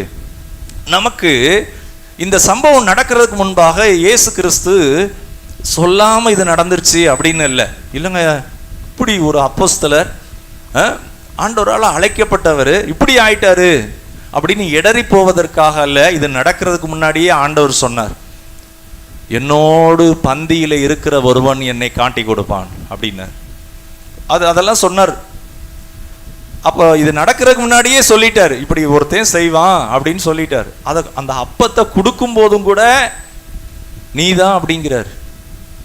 ஆண்டவர் இயேசு கிறிஸ்துக்கும் வலது கை பக்கம் ஒரு சில சீசர்கள் உட்கார்ந்து இருக்கிறாங்க, இடது கை பக்கம் இந்த பணம், காணிக்கை பணத்தை எல்லாம் வச்சுக்கொண்டு அங்கதான் உட்கார்ந்து இருக்கிறார். ஸோ பைபிளில் இந்த காணிக்கை பொறுப்பை யார் கொடுத்தாங்கன்னு போடலை, ஆனால் யூதாஸ் தான் அந்த பணப்பையை வச்சிருக்கிறார். மார்க்கு புஸ்தகத்தில் வாசிக்கிறோம், இதற்கு முந்தின நாட்களில் தியானித்தோம். ஒரு சகோதரி விலையேற பெற்ற தைலத்தை கொண்டு வந்து ஊத்துறாங்க. அந்த ஊற்றும் போது அப்போ ஒரு சில சீசர்கள் சொல்றாங்க, அதில் யூதாஸும் சொல்றாரு, இவ்வளவு விலை கூடின தைலத்தை அதை எதற்கு வீணாக்குவானே, அதை விற்று தரித்திரருக்கு கொடுக்கலாமே. அதனுடைய நோக்கம் உண்மையாவே தரித்திரருக்கு கொடுக்கறதுன்னு அல்ல. அப்போ இந்த பணப்பைக்கு அதில் கொஞ்சம் கேஷாக எடுத்துக்கலாம், யாருக்கும் தெரியாது அப்படிங்கிற எண்ணம் யூதாஸுக்கு இருந்திருக்கு. அந்த பணம் என்கிறது ஒரு பெரிய சோதனை. அந்த சோதனையான வேலையை அந்த யூதாஸ் கையில் வச்சிருக்கிறாப்புல. ஆண்டவருக்கு மகிமுண்டாவதாக. சரி, இயேசு கிறிஸ்து இடது கை பக்கத்திலே இவர் இருக்கிறாரு. யூதாஸ்காரியத்துடைய காலை இயேசு கழுவினார். யார் காலை கழுவினார்? யூதாஸ்காரியத்து காலை கழுவினார். அப்ப எவ்வளவு அந்த யூதாஸை அழைத்து தெரிந்து கொண்டு அந்த யூதாஸை உருவாக்கி பிசாசு துரத்தவும் நோய்களை சொஸ்தமாக்கவும் அவர் அடுத்து பிரசங்கம் பண்ணவும் இதெல்லாம் பழக்க வச்சிருக்கிறார் பாருங்க. அப்போ இயேசுவை காட்டி கொடுக்கும் போது மத்தேயு 26:50, மத்தேயு 26 என்ன சொல்லி காட்டி கொடுக்கிறார்னா, சும்மா சாதாரணமா இல்ல, முத்தத்தினாலே காட்டி கொடுக்கிறார். எப்படியா? முத்தத்தினாலே. முத்தம் அப்படிங்கிறது ஒரு பெரிய நெருங்கின உறவு. அந்த சாப்பாடு சாப்பிட்றது என்பது பொதுவாக யூதர்களுடைய இதுபடி நல்ல உறவு இருந்தால் தான் சாப்பிடுவாங்க. இயேசுவோட பந்தியில் இருந்த ஒரு நெருங்கின அப்போஸ்தலன் அடுத்து ஆண்டவர் இயேசுவை எப்படி சொல்றாப்புல, நான் எவனை முத்தமிடுகிறேனோ அவனை பிடிச்சுக்கோங்க. ஏன்னா அந்த இடத்துல போய் அடிக்கடி ஜெபம் பண்ண போயிருக்கிறார். எல்லாரும் ஜனங்கள் இருக்கிறப்ப இயேசுவை போய் பிடிச்சா என்ன ஆயிரும்னா, அந்த ஜனங்களே பெரிய பிரச்சனை பண்ணிடுவாங்க, கலகம் பண்ணிடுவாங்க. அதனால அவன் அந்த யூதாஸ் என்ன சொல்றாப்புல, எந்த நேரம் அப்படின்னு சொல்லி முதைய போய் பேசிட்டு வந்துட்டாப்புல, நான் யாருக்கு முத்தமிடுகிறேனோ அவரை நீங்க என்ன செஞ்சிருங்க, பிடிச்சிருங்க அப்படின்னு. ஏன்னா இருட்டோட அந்த தோட்டத்துல இருட்டோட அங்க ஜெபிக்கிற வழக்கம் அவருக்கு உண்டு. ஒரு பொழுது விடுகிறதற்கு முன்பாக அதிகாலையில் எழுந்து ஜெபிக்கணும். ஒரு குடும்ப தலைவர், குடும்ப தலைவி, புத்தி இல்ல ஸ்திரீயாக, குடும்ப தலைவர் ஒரு புத்தி இல்லவராக. இன்னைக்கு பாட்டு பாடணும், கர்த்தருக்கு பயந்து அவர் வழிகளில் நடக்கிறவன் எவனோ, எந்த சகோதரியோ அவங்க பாக்கியவதி, குடும்ப தலைவர் பாக்கியவான். உன் கையின் பிரயாசத்தை நீ சாப்பிடுவாய், உனக்கு பாக்கியமும் நன்மையும் உண்டாயிருக்கும். அப்ப அந்த கர்த்தருக்கு பயப்படுறது என்பது ஹானர். பயப்படுறதுன்னு ஐயோ என்னமோ அடிச்சிருவார் இல்ல, நேசிப்பது, அன்பு. ஒரு சரியான டிரான்ஸ்லேஷன் என்னன்னா ஹானர், அன்போடு அவரை நேசிப்பது. அவருக்கு பயந்துனா, பயந்துங்கிறதுலாம் அது பொய்யானதா போயிடும். அது பயந்துன்னு போட்டிருக்கு. ஹானர் ஒரு மரியாதை கொடுக்கிற ஒன்று. ஹானர் என்னை தெரிந்து கொண்டிருக்கிறார், என்னை மீட்டிருக்கிறார், என்னை அவர் உண்மையுள்ளவன் என்று எண்ணி இருக்கிறார் அப்படின்னு சொல்லி அவர் மேல அந்த கனம் பண்றோம் பாருங்க. நீதிமொழிகள் 1 போட்டிருக்கு, நான் உன்னை கூப்பிட்டேன், நான் உன்னை எத்தனையோ முறை கூப்பிட்டேன். அந்த ஒரு உணர்வு, அந்த உணர்வை பத்தி போட்டிருக்கு. நான் கூப்பிட்டேன், நான் கூப்பிட்டும் நீ கேட்காமல் போனாய், நீ என் சத்தத்திற்கு முதுகை காண்பித்தாய். அப்போ ஞானஸ்தானம் எடுத்து அந்த பந்தி ஐக்கியத்தில் ரொம்ப முக்கியம். கர்த்தருடைய ஐக்கியம் அவசியம். அந்த உணர்வு இருக்கணும். நான் ஆண்டோடைய பிள்ளை, ஞாயிற்றுக்கிழமை ஆராதனையில் இருக்கணும், சபை கூடி வர்றதுல இருக்கணும். அதெல்லாம் உணர்வு இல்லைன்னாவே நம்ம காட்டி கொடுக்குறோம். நம்ம பிஹேவியர் நம்மளை காமிக்குது. ஒரு பெரிய ஐஸ்வர்யம் உள்ள மனுஷன் இயேசுனிடத்தில் வர்றான். அவன் என்ன சொல்றான், எல்லாத்தையும் நான் சேர்த்துட்டு அப்புறம் ஆண்டவரை சேவிக்கிறேன், இருதயமே நீ புசித்து களி கூர்ந்துரு அப்படின்னு. அப்போ ஆண்டவர் கேட்கிறாரு, உன் ஜீவன் இன்னைக்கு போச்சுன்னா, உன் ஜீவன் இன்னைக்கு உன்னை விட்டு தேவன் எடுத்துட்டாருன்னா நீ சேர்த்து வைத்தது யாருடையதாகும்? சமீபத்தில் எங்களோட ஐக்கியத்தில் இருக்கிற பாஸ்டர் அவங்க இறந்துட்டாங்க பழனியில். அவருடைய மகன் பாஸ்டராக இருக்கிறார். 2 சர்ச் இருக்கு. பழனியில் ஒரு பெரிய சர்ச்சும் சொந்த கட்டடத்தில் கீரனூர்லேயும் இருக்கு. அப்போ அந்த துக்க நிகழ்ச்சியில் ரொம்ப அந்த இது ரொம்ப கிளைமேக்ஸாக இருக்கு. அழுகுறாங்க, விசுவாசி எல்லாரும் ரொம்ப இதாக இருக்கிறாங்க, அப்படியே ஸ்டக்காகி இருக்கிறாங்க. ஏன்னா ஒரு மாதத்துக்கு முன்னாடி தான் நாங்கள் ஃபெல்லோஷிப்பில் உட்காந்து நல்லா ப்ரேயர் பண்ணிக்கிட்டு இருக்கிறோம். அப்போ கூட அவருக்கு ஏதோ பலவீனம் இருந்திருக்கு. 1 மாதம் விட்டு 1 மாதம் மீட்டிங் வைப்போம் அப்படின்னார். அப்புறம் ஏன் அப்படி வைக்கணும் அப்படிங்கிறது அவர் அதை ரீசன் சொல்லலை, சரியாக அந்த ட்ரீட்மெண்ட் எடுக்கலை. அடுத்து என்ன ஆயிருக்கு, அதோட சரி ரெகுலராக வச்சுக்கிடுவோம் அப்படின்னு சொல்லி பேசி அதுலேயும் எங்களோடு வந்தார், பங்கெடுத்தார். நல்லா தான் பேசிகிட்டு இருந்தார். திரும்ப அந்த ஸ்டென்ட் வச்ச இடத்துல ப்ராப்ளம் ஆயிடுச்சு, ஹார்ட்டில் ப்ராப்ளம், அந்த ஸ்டென்ட். அப்போது அந்த எல்லாம் பார்க்கும்போது ஒவ்வொரு தேவ ஊழியக்காரங்களும் ஒரு காரியத்தை சொன்னாங்க. அதில் ஒரு தேவ மனுஷன் சொன்னார், ஊழியக்காரர் சொன்னார், அந்த பாஸ்டர் இவ்வளவு நாளும் இயேசுனிடத்தில் ஜெபம் பண்ணினார். அல்லேலூயா. யார்கிட்ட ஜெபம் பண்ணாரு? இயேசுனிடத்துல ஜெபம் பண்ணார். இப்ப அவர் எங்க போயிருக்கிறார்னா, அந்த இவ்வளவு நாள் கண்ணுல பார்க்காம ஜெபித்த அவரிடத்துல போயிருக்கிறார். அவர் சரீரம் தான் இங்க இருக்கு. அந்த சரீரம் கொஞ்ச நேரத்துல மண்ணுக்குள்ள போயிரும். ஆனா அவருக்குள் அவர் நம்பி இருந்த இத்தனை ஆண்டுகள் ஊழியம் செய்து இந்த குடும்பத்தை நடத்தி 2 பிள்ளைகளையும் நல்லா படிக்க வச்சு அதுல ஒரு பிள்ளைய ஊழியக்காரன் ஆக்கி இருக்கிறார். ஸோ ஒரு உணர்வு, கமிட்மெண்ட். ஆண்டவருக்காக குடும்பம், ஆண்டவருக்காக பிள்ளைகள். அவங்க கூட பிறந்த தம்பி அவர் ஒரு பாஸ்டரா இருக்கிறார் இன்னொரு ஸ்தாபனத்துல. அவங்க வீட்டுல 14 ஊழியக்காரங்க. அவங்க பெருமையா சொல்றாங்க, எங்க அப்பா எங்களை அப்படி நடத்தினாங்க, எங்க அப்பா அப்படி நடத்தினாங்க. கொடைக்கானல்ல ஒருத்தர் பாஸ்டரா இருக்கிறார். அந்த பாஸ்டருடைய அண்ணே மருமகை, அவரெல்லாம் நல்லா தெரியும். அப்போ அந்த உணர்வு, அந்த தலைமை ஸ்தாபனத்திலிருந்து வந்திருந்த பாஸ்டர் கரெக்டா சொன்னார், இப்ப இயேசுவினிடத்திலே அவர் போயிருக்கிறார், வேற எங்கேயும் போல. அப்ப இந்த பூமியில நம்ம சேர்க்கிற ஆஸ்தி, நமக்குரிய எல்லா காரியங்களும் அது எல்லாம் கர்த்தருக்கு மகிமையா. நிறைய விசுவாசிகள் இருக்கிறாங்க. அவரை எதிர்பார்த்திருந்த பாஸ்டருடைய மனைவி, துணைவியார் இருக்கிறாங்க, பிள்ளைகள் இருக்கிறாங்க, பேர பிள்ளைகள் இருக்கிறாங்க. என்ன நம்பிக்கை? ஒரே ஒரு நம்பிக்கை, அவர் இயேசுவுக்காக வாழ்ந்தார், ஓடினார், அவருக்காக காரியங்களை செய்தார். இப்ப அந்த ஓட்டத்தை ஓடி முடித்து அவரோடு இளைப்பாறுகிறார். ஹல்லேலூயா. அப்ப நமக்கு ஒரு நம்பிக்கை இருக்கணும், அந்த உணர்வு இருக்கணும். வாழ்ற காலங்கள் இந்த பூமியில யாரும் நிரந்தரமா இருக்க முடியாது. வீடு, கை வேலைப்பாடு இல்லாத ஒரு வீடு நமக்கு இருக்கிறது. அதனாலதான் இயேசு சொன்னார், உங்கள் இருதயம் கலங்காதிருப்பதாக, நான் உங்களுக்காய் போய் ஒரு ஸ்தலத்தை ஆயத்தம் பண்ணுகிறேன், நான் போய் ஆயத்தம் பண்ணி நான் உங்களை அங்கு கூட்டி சேர்த்துக் கொள்வேன். இதெல்லாம் பொய் இல்லை. அப்ப வாழும் போதே அப்படி வாழணும், அந்த அந்த இடத்திற்கு ஆயத்தமா இருக்கணும். இங்கேயே மைண்டு செட் ஆயிடக்கூடாது. இங்க இருக்கிறது எல்லாம் நல்லது, நம்ம நல்லா பாடுபடணும், இந்த பாட்டு பாடணும், உன் கையின் பிரயாசத்தை நீ சாப்பிடுவாய், கர்த்தருக்கு பயப்படணும், மனைவிக்கு ஒரு ஆசீர்வாதம், பிள்ளைகளுக்கு, பேர பிள்ளைகளுக்கு, இதெல்லாம் இருக்கும். ஆனா எல்லாவற்றுக்கும் மேலாக நான் அவரோடு கூட இருப்பேன். அந்த வீதி எல்லாம் என்னன்னா தங்க வீதி, சுத்த பொன். ஒருவேளை இங்க இருக்கிற வீடு சிமெண்ட் தரையா இருக்கலாம், நம்ம வீடு டைல்ஸா இருக்கலாம், கிரானைட்டா இருக்கலாம். ஆனா அந்த வீட்டை மிஸ் பண்ணிடக்கூடாது, அந்த வீட்டுக்கு போகணும்.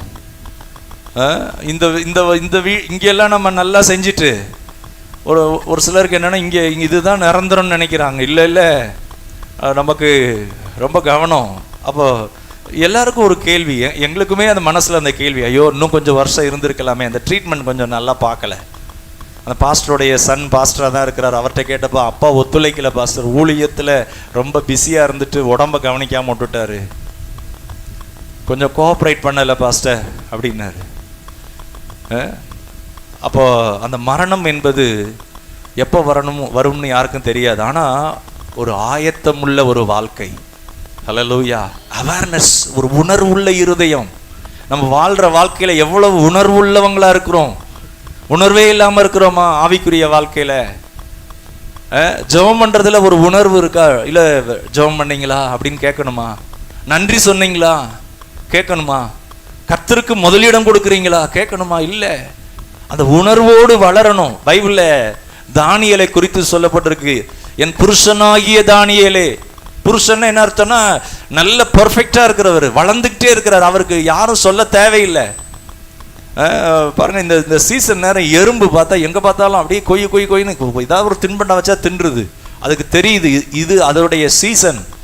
இந்த வெயில் காலம், அடுத்து மழை வரப்போகுது, பெரிய மழை வரப்போகுது, எல்லாம் அப்படி கூட்டம் கூட்டமா ஏதாவது ஒரு தின்பண்டம் வச்சுட்டோம்னா அவ்வளோதான், கொஞ்ச நேரத்தில் அதை ஃபுல்லா அதை கையை வைக்க முடியல. அது கட்டை எறும்பு வருது, சின்ன எறும்பு வருது, ஒவ்வொன்றும். அதுக்கு தலைவன் இல்லை, பிரபு இல்லை, அதிகாரி இல்லை.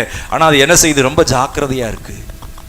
அன்பானவர்களே, நமக்குள்ள கூட நம்மை ரட்சித்த ஆண்டவருக்கு தானியேலை குறித்த ஆண்டவர் சொல்றார், எனக்கு நீ மிகவும் பிரியமானவன், நீ எனக்கு மிகவும் பிரியமானவன். அடுத்து சொல்றார், என் புருஷனாகிய. புருஷன்னா என்ன அர்த்தம்? அந்த உத்தரவாதம் பண்ற ஒரு வாழ்க்கை. அவங்க நிறைய காரியங்களை கர்த்தருக்கு மகிமையா செய்வாங்க. அவங்களுக்கு கொடுக்கப்பட்ட அந்த குடும்பம், பிள்ளைகள் எல்லாவற்றிலும் ஒரு புருஷர்களா இருப்பாங்க, குழந்தையா இருக்க மாட்டாங்க. அவங்க என்ன செய்வாங்க? அதை மகிமைப்படுத்திக்கிட்டே இருப்பாங்க. கர்த்தருக்கு மகிமை, மிகுந்த கனி கொடுப்பாங்க. அப்ப நமக்குள்ள நம்ம இருதயம் உணர்வு இல்லாம இருக்கா? ஜெபம் இல்லாம இருக்கிறோமா? நிறைய சோதனையில சிக்கிக்கிறோமா? நிறைய பிரச்சனைக்கு நம்மளே காரணமா இருக்கிறோமா? இல்ல இது ஏன் பலவீனம்னு நம்ம உணர்றோமா? யூதாசுக்குள்ள ஆண்டவர் சொல்லிக்கிட்டே இருந்தாரு. அவனை பத்தி மறைமுகமா சொன்னாரு, எச்சரிக்கை பண்ணாரு. ஆனா அந்த இருதயம் உணர்வு இல்லை. அவனுக்குள்ளே பிசாசு புகுந்தான் அப்படின்னு போட்டிருக்கு. ஒரு சில நேரங்கள்ல நம்ம ஜெபிக்காம இருந்தா நமக்குள்ள கூட பிசாசு வந்துடலாங்க. நம்ம கர்த்தருடைய சித்தம் செய்யலைன்னா நம்ம பிசாசுக்கு ஒப்பு கொடுக்கப்படுவோம். பிசாசை வேற எங்கேயும் பார்க்க தேவையில்லை, நமக்குள்ளேயே பார்க்கலாம். அதனாலதான் ஆண்டவர் சொன்னாரு, சோதனைக்குள்ள அகப்படாதபடி விழித்திருந்து ஜெபம் பண்ணுங்கள். பைபிள் வந்துதான் நம்மளை அப்படியே காமிக்கும். அப்போ நம்ம கேள்வி கேட்டுக்கணும், எத்தனை முறை சோதனைக்குள்ளானோம்? இதற்கு என்ன காரணம்? யார் காரணம்? அப்படின்னா ஆண்டவருக்கு முன்னாடி போய் தாழ்மையை ஒத்துக்கொள்ளணும். நான் தான் ஆண்டவரே காரணம். அதனால ஒன்றும் இல்லை, கர்த்தர் திரும்ப உங்களை பலப்படுத்துவார். ஆண்டவரே என்ன மன்னிங்க, ஆண்டவரே மன்னிப்பார். ஆண்டவர் இனி இந்த பலவீனம் வரக்கூடாது, என் பலவீனம் இதுதான். நான் ஒரு குடும்ப தலைவனாக, குடும்ப தலைவியாக, எனக்குரியதில்லை, நான் உண்மையல்ல ஆண்டவரே. கர்த்தர் பலப்படுத்துவார். அவர் மன்னிக்கிறதற்கு தயை பெருத்தவர். அவரிடத்தில் அன்பு கூறுகிறவர்களுக்கு 1000 தலைமுறைக்கு அவர் இரக்கம் செய்கிறவர். ஹல்லேலூயா சொல்லுங்களேன். அன்பு கூறுகிறவர்களுக்கு 1000 தலைமுறைகளுக்கு இரக்கம் செய்கிறவர். ஹல்லேலூயா. ஆண்டுடைய நாமத்திற்கு மகிமை உண்டாவதாக. மத்தேயு 26:50. மத்தேயு 26:50. இயேசு அவனை நோக்கி சிநேகிதனே, ஆண்டவர் சொல்றார், சிநேகிதனே என்னத்திற்காக வந்திருக்கிறாய் என்றார். பாருங்க, யூதாஸ் தான் காட்டி கொடுக்கிறான்னு தெரியும். ஆனா அவர் எப்படி கூப்பிடுறாரு பாருங்க, சிநேகிதனே. எப்படி சிநேகிதனே? நம்ம நிறைய நேரங்கள்ல நம்ம வாழ்க்கையில நிறைய கவலைகள், கசப்புகள், அல்லது மன்னிக்க முடியாத காரியங்கள், பழி வாங்குற உணர்வு, அல்லது வைராக்கியம், இப்படி எத்தனையோ நம்ம மனசுல உள்ள வரலாம். ஆனா இயேசுவுக்கு தெரியும், இந்த மனுஷன் தான் காட்டி கொடுக்க போகிறான்னு தெரியும். ஆனா தெரிந்திருந்தும் என்ன சொல்றாருன்னா, சிநேகிதனே அப்படிங்கிறார். ஹல்லேலூயா. ஆண்டவருடைய நாமத்திற்கு மகிமை உண்டாவதாக. சிநேகிதனே என்ன சொல்றாரு? எண்ணத்திற்காக வந்திருக்கிறார். இயேசு அவனை நோக்கி, சிநேகிதனே. அப்பொழுது அவர்கள் கிட்ட வந்து இயேசுவின் மேல் கை போட்டு அவரை பிடித்தார்கள். ஆண்டவருக்கு மகிமை உண்டாவதா. 48 சொல்லப்பட்டிருக்கு, அவரை காட்டி கொடுக்கிறவன், நான் எவனை முத்தம் செய்வேனோ அவன்தான், அவனை பிடித்து கொள்ளுங்கள் என்று அவர்களுக்கு அடையாளம் சொல்லி இருந்தான். பாருங்க, இந்த ரகசியமா உடன்படிக்கை, ரகசியமா ஒரு ஆலோசனை பண்ணி இருந்தான். கர்த்தருடைய நாமத்திற்கு மகிமை உண்டாவதாக. மார்க் 14:9.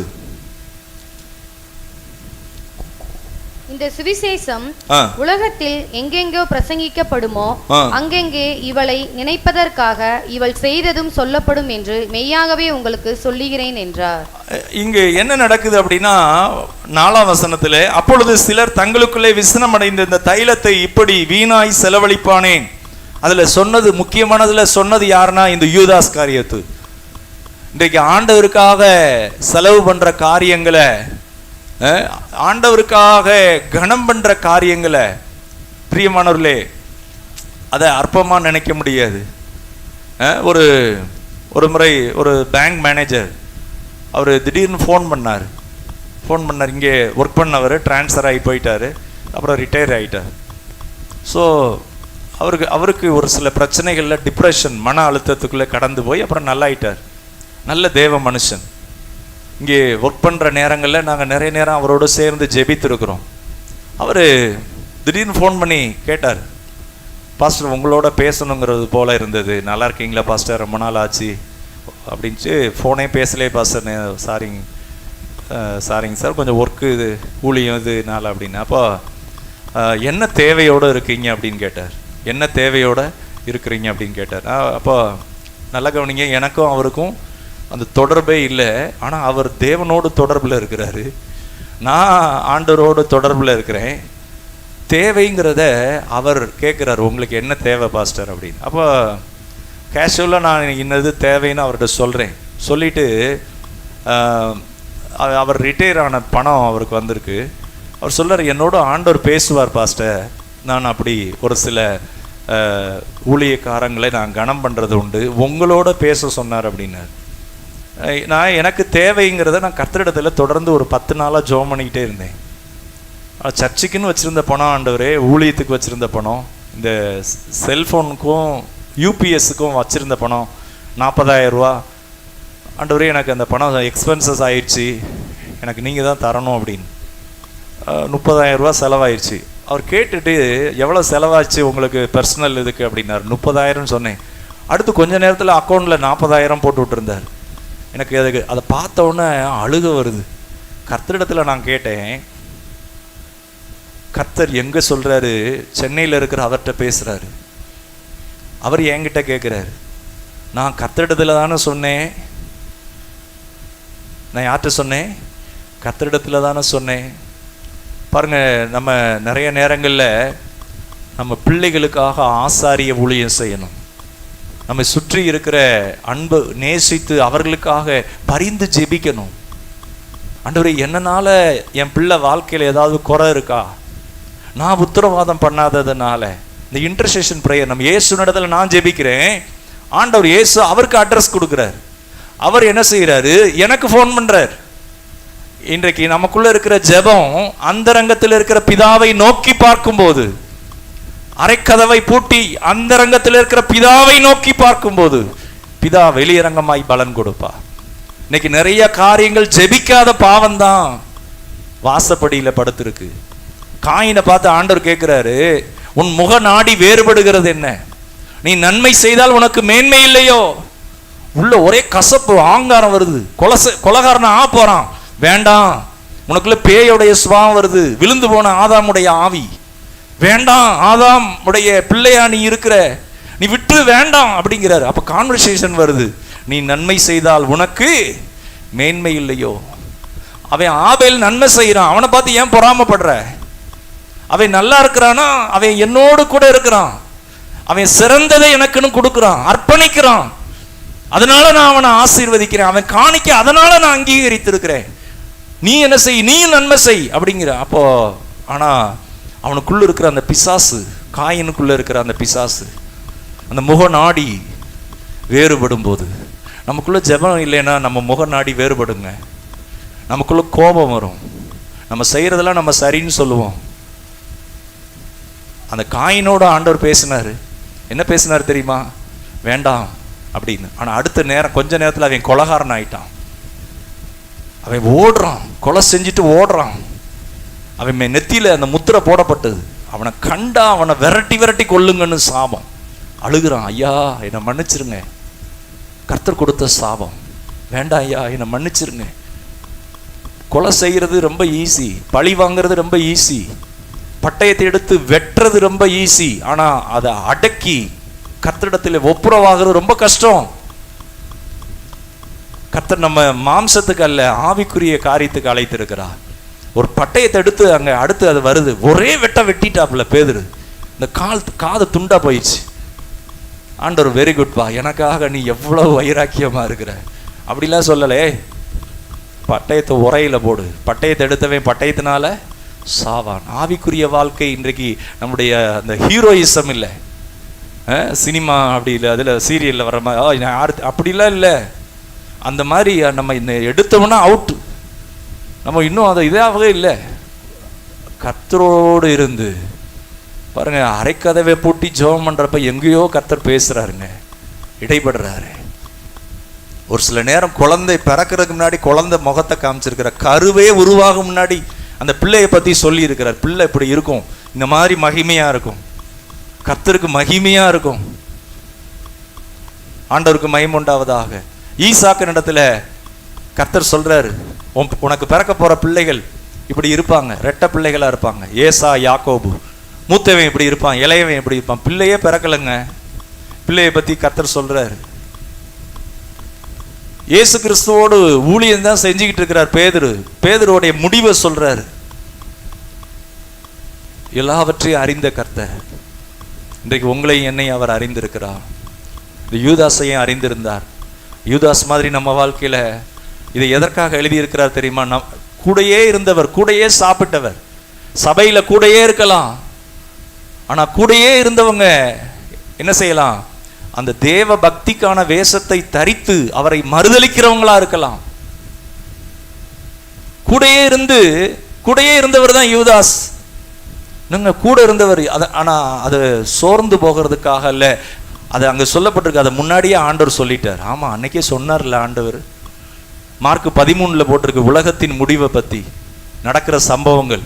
அது நடக்கிறப்ப நம்ம சோர்ந்து போக தேவையில்லை, ஏற்கனவே சொல்லி இருக்கிறார். ஆனாலும் தெரிந்து கொள்ளப்பட்டவர்கள், அவர்களை கர்த்தர் கூட்டி சேர்ப்பாராம். அல்லேலூயா. ஐயோ, உலகத்தில் எப்படிங்க இருக்கும்? இந்த உலகத்தை விட்டே போயிடலாம், வேமா செத்து போயிடலாம். அப்படி இல்லைங்க. தெரிந்து கொள்ளப்பட்டவர்கள் நிமித்தம் கர்த்தர் அந்த நாட்களை குறைப்பாராம். தெரிந்து கொள்ளப்பட்டவர்கள் நிமித்தம் கர்த்தர் என்ன செய்வாராம்? சகாயம் பண்ணுவார். நீங்க தெரிந்து கொள்ளப்பட்டவங்க நல்ல ஜெபம் பண்ணீங்கன்னா அப்ப மேகத்தை ஆண்டவர் கட்டளையிட்டுருவார். அல்லேலூயா. பரலோகம் சொல்லும், அங்க ஒருத்தவங்க ஜெபம் பண்றாங்க, இந்த இடத்துல இப்படி இருக்கணும் அப்படின்னு. இந்த இடத்துல சென்ட்ரலைஸ்டு ஏசி போட்டா கூட நிறைய செலவு பண்ணி தான் போடணும். இங்கே அனல் பெட்டி மாதிரி இருக்கும். நேற்று டவுனில் போய் ப்ரேயர் பண்ணுறதுக்கு அங்கே ஏசி போட்டு கொஞ்சம் நேரம் கூலிங்காக இருந்துச்சு. ஒரு நேரம் பார்த்தா அந்த ஏசி போட்டாலும் சூடாக இருக்கும், அனல் பெட்டிக்குள்ளே இருந்த மாதிரி. ஆனால் கர்த்தர் கூலிங் ஆக்கினார்னா நமக்கு அது ஒரு இளைப்பாறுதலாக இருக்கும். ஹல்லேலூயா. ஆண்டுடைய நாமத்திற்கு மகிமை உண்டாவதாக. பாருங்க, லூக்கா 22 அதிகாரம் 3 வசனம், யோவான் 13:25. அப்பொழுது 12 ஒருவனாகிய யூதாஸ் காரியோத் என்னும் மறுபேர் கொண்ட யூதாசுக்குள் சாத்தான் புகுந்தான். இங்கே சொல்லப்பட்டிருக்கிறது, யூதாஸ் செய்தது சாத்தான் புகுந்தானா. அப்ப என்ன அர்த்தம்? சாத்தானோட நமக்கு அந்த உறவு ரட்சிக்கப்பட்ட பிறகும் இது உடனே அவன் புகுந்துருலங்க. ரட்சிக்கப்படுறப்ப எப்படி அந்த ஊழியத்துக்கு ஒப்பு கொடுத்துருந்துருக்கலாம்னா, பெரிய பெரிய கூட்டம் கூடுது. ஒரு வீட்டுக்குள்ள கூட்டம் நடக்குது, உள்ளேயே போக முடியல, அவ்வளவு ஜனங்கள். ஸோ இன்ஸ்பிரேஷன், ஒரு அந்த உணர்ச்சியின் மிகுதியில் ஊழியத்துக்கு ஒப்பு கொடுத்துருக்கலாம். ஆனால் நாள் ஆக ஆக இயேசு ஒரு சிலரை கண்டிக்கிறார். யோவான் 6 சொல்றாரு, நீங்கள் அப்பம் புசித்ததினாலே என் கூட இருக்கிறீங்க அப்படிங்கிறார். அற்புத அடையாளங்களை பார்த்ததுனால அப்படிங்கிறார். என் மாம்சத்தை புசித்து என் ரத்தத்தை பானம் பண்ணுகிறவன் எவனோ அப்படிங்கிறப்ப ஓடியே போயிடுறாங்க, நிறைய பேர் போயிடுறாங்க. அப்ப சொல்றாரு, எல்லாரையும் நான் தெரிந்து கொண்டிருக்கேன், ஆனா ஒரு சிலர் என்னை விசுவாசியாதவர்கள் உண்டு அப்படிங்கிறார். யோவான் 6 அதை சொல்றார் யூதாசை பத்தி. அப்ப சாப்பிட்றதுல எல்லாரும் நல்ல 11 சீசர்கள் அப்போஸ்தலர்கள் நல்ல விசேஷமா இருக்கிறாங்க, வர்றாங்க. ஆனா அதுல இப்படிப்பட்ட யூதாசும் இருக்கிற முதர்ந்தே சொல்றார் இயேசு. யோவான் 13:25. யோவான் 13:25. அப்பொழுது அவன் இயேசுவின் மார்பிலே சாய்ந்து கொண்டு, ஆண்டவரே, அவன் யார் என்றான். இயேசு பிரதியுத்தரமாக, நான் இந்த துணிக்கையை தோய்த்து எவனுக்கு கொடுப்பேனோ அவன்தான். சரி, அப்போ இந்த இடத்துல நாம் பார்க்கிறோம், இயேசு கிறிஸ்து தெளிவா சொல்றார் யார் இதை செய்வா அப்படிங்கிறார். சரி, அடுத்ததாக சங்கீதம் 55:12.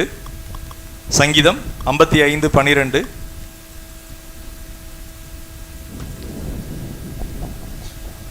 என்னை நிந்தித்தவன் சத்ரு அல்ல, என்னை நிந்தித்தவன் சத்ரு அல்ல. அப்படி இருந்தால் சகிப்பேன். எனக்கு விரோதமாய் பெருமை பாராட்டினவன் என் பகைஞன் அல்ல. அப்படி இருந்தால் அவனுக்கு மறைந்திருப்பேன், அவனுக்கு நான் அவர் மறைந்திருப்பேன்கிறார். அடுத்த வசனம் எல்லாரும் வாசிக்கலாம். எனக்கு சமமான மனுஷனும் என் வழிகாட்டியும் என் தோழனுமாகிய நீயே அவன். இது தாவீது அகித்தோப்பில் தாவீதோடே கூட இருந்தார். அப்சலோமின் நிமித்தம் இந்த அகித்தோப்பில் ஆலோசனை கொடுக்கிறவர். தாவீதுக்கு அந்த ஆலோசனை கொடுத்து நல்ல திறமையானவர். ஆனா என்ன பண்ணிட்டாரு, அப்சலோமோட இந்த அகித்தோப்பில் சேர்ந்துக்கிட்டு தாவீதை என்ன செய்யறாரு, தாவீதுக்கு விரோதமான காரியங்கள் எல்லாம் செய்கிறார். இப்ப தாவீது பரிசுத்த ஆவியில நிரம்பி சொல்றாரு, என்னை நிந்தித்தவன் சத்துரு அல்ல. யோசிச்சு பாருங்க, இதெல்லாம் அறிஞ்சு இயேசு கிறிஸ்துவோடைய உள்ளம் எப்படி இருக்கும்? காட்டி கொடுக்க போகிற யூதாஸை நினைத்து, அவர் கடவுளாக அல்ல மனுஷனாக. ஒரு சில நேரம் நம்மளை யாராவது ஒருத்தவங்க நமக்கு நன்மை செய்து தீமை செஞ்சாங்கன்னா அவங்கள குறித்து நினைக்கிறப்ப எவ்வளோ வேதனைப்படும் உள்ளம். இயேசுனுடைய உள்ளம் அந்த மாதிரி தான் அங்கு சொல்லப்பட்டிருக்கிறது. என்ன சொல்றாரு? என்னை நிந்தித்தவன் சத்துரு அல்ல. நன்மையெல்லாம் பெற்று அநேக காரியங்களை பெற்று தீமை செய்யும் போது அது எப்படி இருக்கும்? ஆண்டவர் அதை மாம்சத்துல அந்த வேதனைகளை அவர் என்ன செய்யறாரு? அது ஒரு இடத்துல போட்டிருக்கு, நிந்தை என் இருதயத்தை பிளந்தது. அவர் இறந்து போகிறது அதிகமான அவமானத்தினாலே அந்த ஹார்ட் அது பஸ்ட் ஆயிடுச்சு அப்படிங்கிறாங்க. நிந்தை என் இருதயத்தை பிளந்தது. அந்த சிலுவையில நீச கோலமாக அங்கு அநேக வாலிபர்கள், அது மாத்திரமல்ல அநேகர் பரியாசம் வேற பண்றாங்க. பிரியமானவர்களே, இங்கு ஆண்டவர் அடுத்து ஒரு வார்த்தையை வாசிக்கிறோம் 13ஆம் வசனத்துல, எனக்கு சமமான மனுஷனும் என் வழிகாட்டியும் என் தோழனுமாகிய நீயே அவன். ஆண்டவருக்கு மகிமையுண்டாவதாக.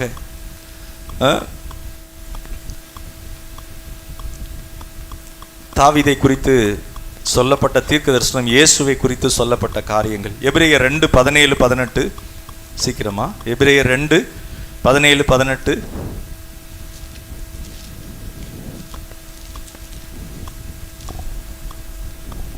அன்றியும் அவர் ஜனத்தின் பாவங்களை நிவர்த்தி செய்வதற்கேதுவாக தேவ காரியங்களை குறித்து இரக்கமும் உண்மையுள்ள பிரதான ஆசாரியமாய் இருக்கும்படிக்கு எவ்விதத்திலும் தம்முடைய சகோதரருக்கு ஒப்பாக வேண்டியதாய் இருந்தது. ஆதலால் அவர் தாமே சோதிக்கப்பட்டு பாடுபட்டதினாலே அவர் சோதிக்கப்படுகிறவர்களுக்கு உதவி செய்ய வல்லவராய் இருக்கிறார். இங்கு நாம் வாசிக்கிறோம், அவர் ஜனத்தின் பாவங்களை நிவர்த்தி செய்வதற்கு ஏதுவாக தேவ காரியங்களை குறித்து இரக்கமும் உண்மையும் உள்ள பிரதான ஆசாரியராய் இருக்கும்படிக்கு எவ்விதத்திலும் தம்முடைய சகோதரருக்கு ஒப்பாக வேண்டியதாய் இருந்தது. பாருங்க, இருக்கிறதுலே ரொம்ப வேதனையானது என்ன தெரியுமா? கூடையே இருந்துட்டு அது பேர் என்ன சொல்றாங்க? பெட்ராயல் அப்படிங்கிறாங்க. பெட்ராயல் அப்படின்னா என்னன்னா, அதாவது தீமை செய்வது, இன்னும் சொல்ல போனா காட்டி கொடுப்பது அப்படிங்கிறது அல்ல. அதாவது துணிகரமா அக்கிரமம் பண்ணுவது, துணிகரமா.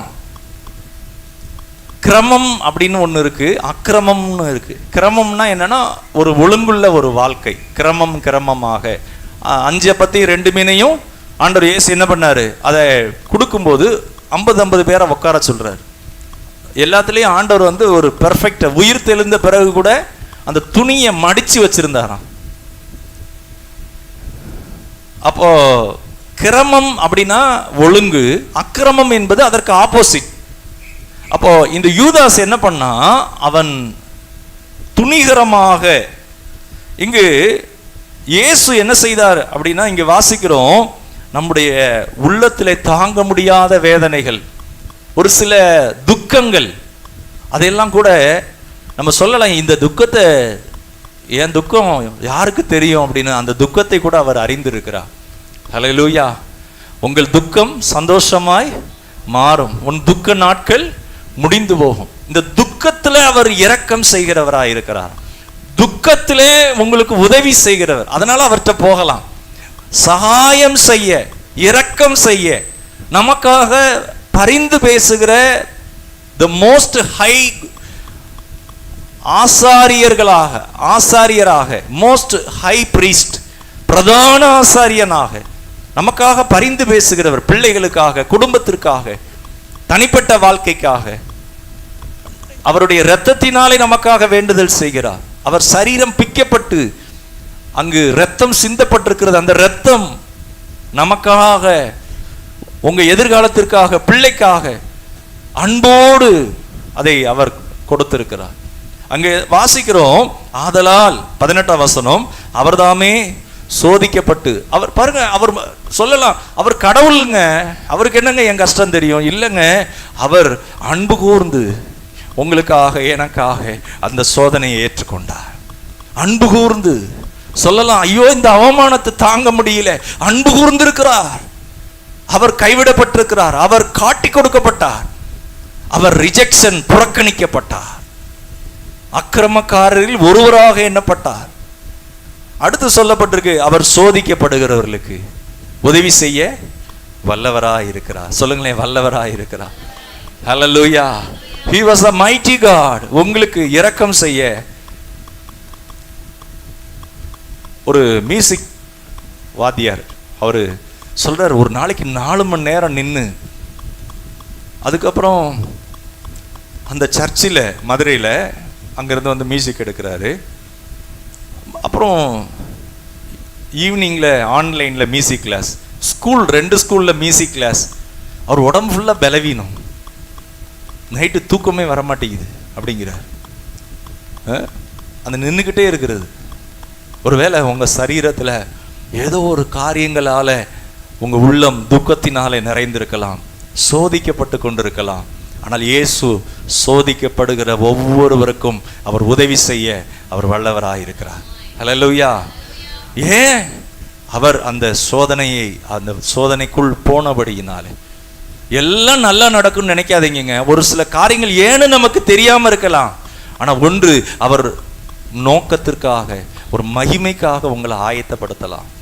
ஹல்லேலூயா, ஸ்தோத்திரம். ஒரு சில காரியங்களை அவங்களை எக்யூப் பண்றதுக்காக கூட இருக்கலாம், பலப்படுத்துறதுக்காக இருக்கலாம், பெரிய காரியங்களை செய்யறதுக்கு முன்னாடி ஆயத்தப்படுத்துறதா இருக்கலாம்.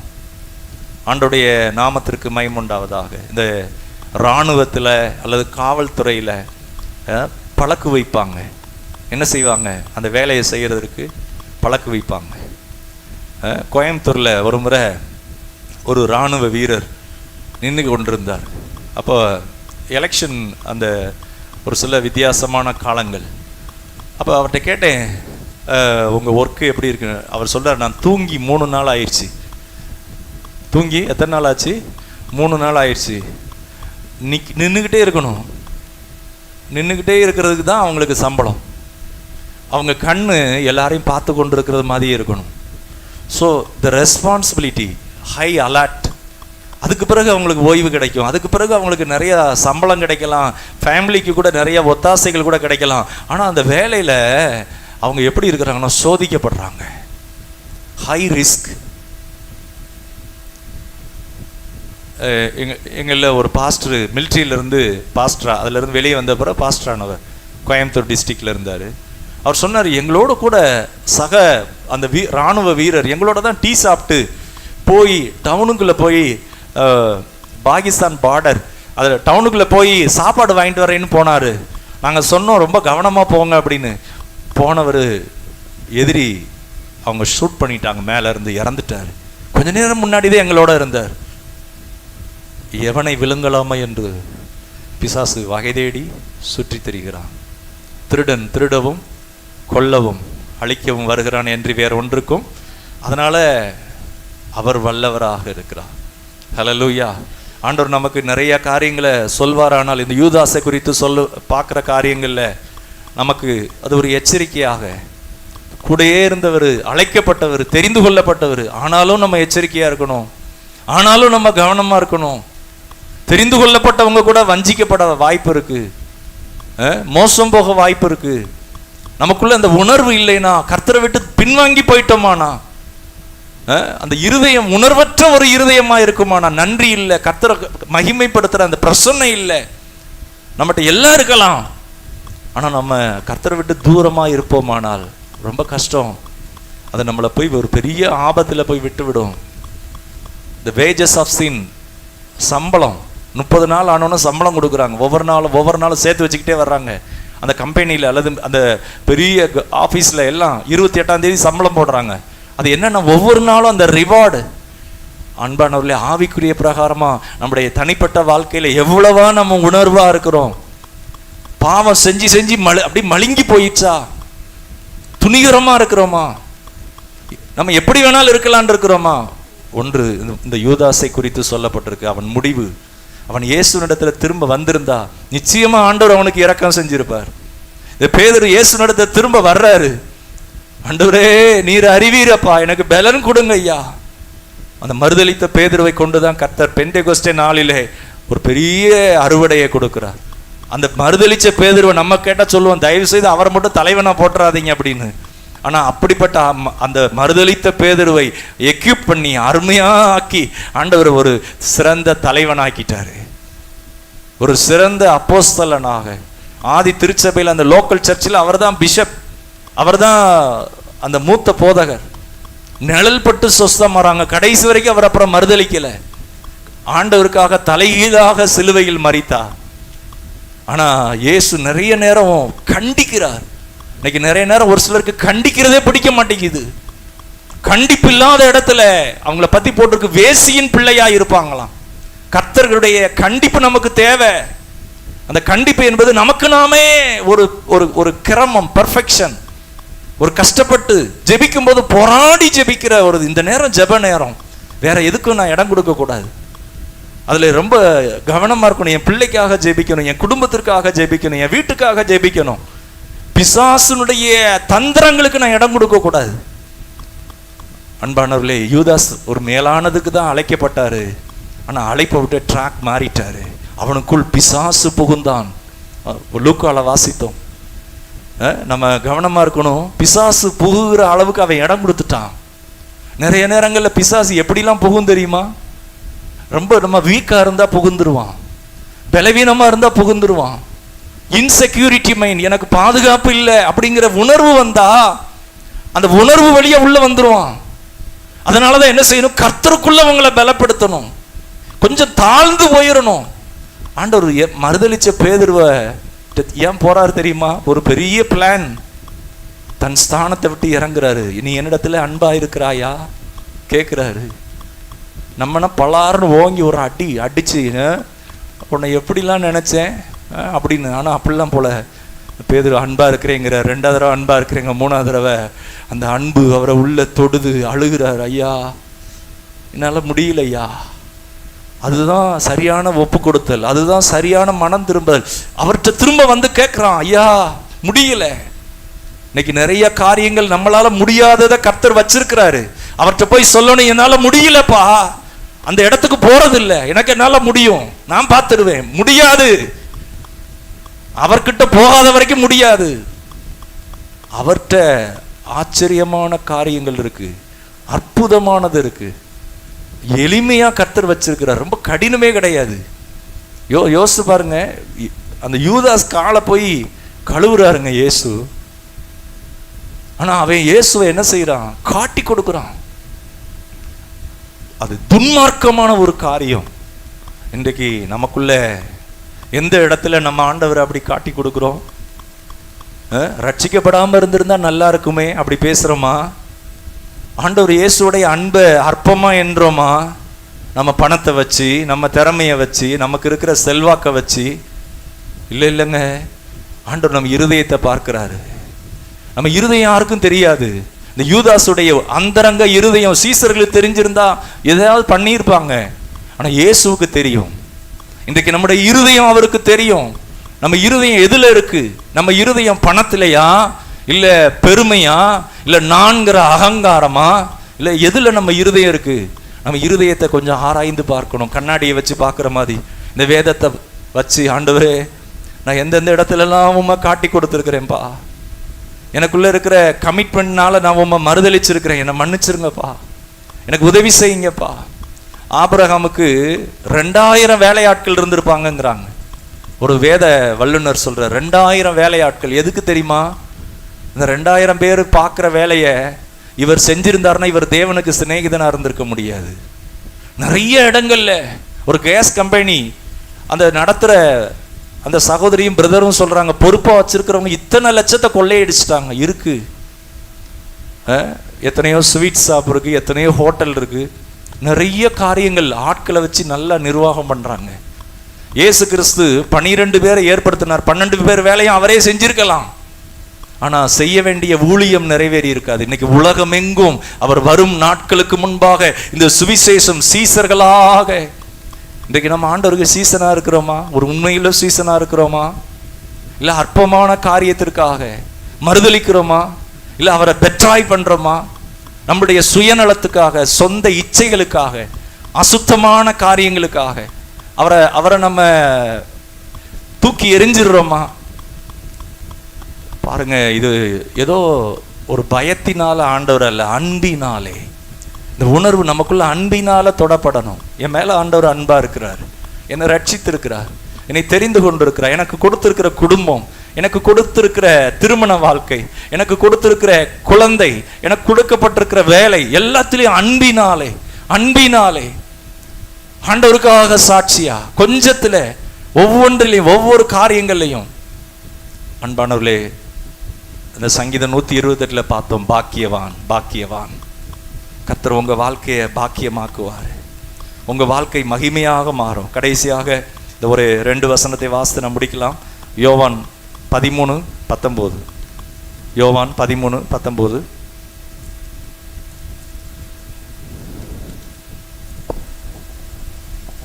அது நடக்கும்போது நானே அவர் என்று நீங்கள் விசுவாசிக்கும் பொருட்டு இப்பொழுது அது நடப்பதற்கு முன்னமே அதை உங்களுக்கு சொல்லுகிறேன்.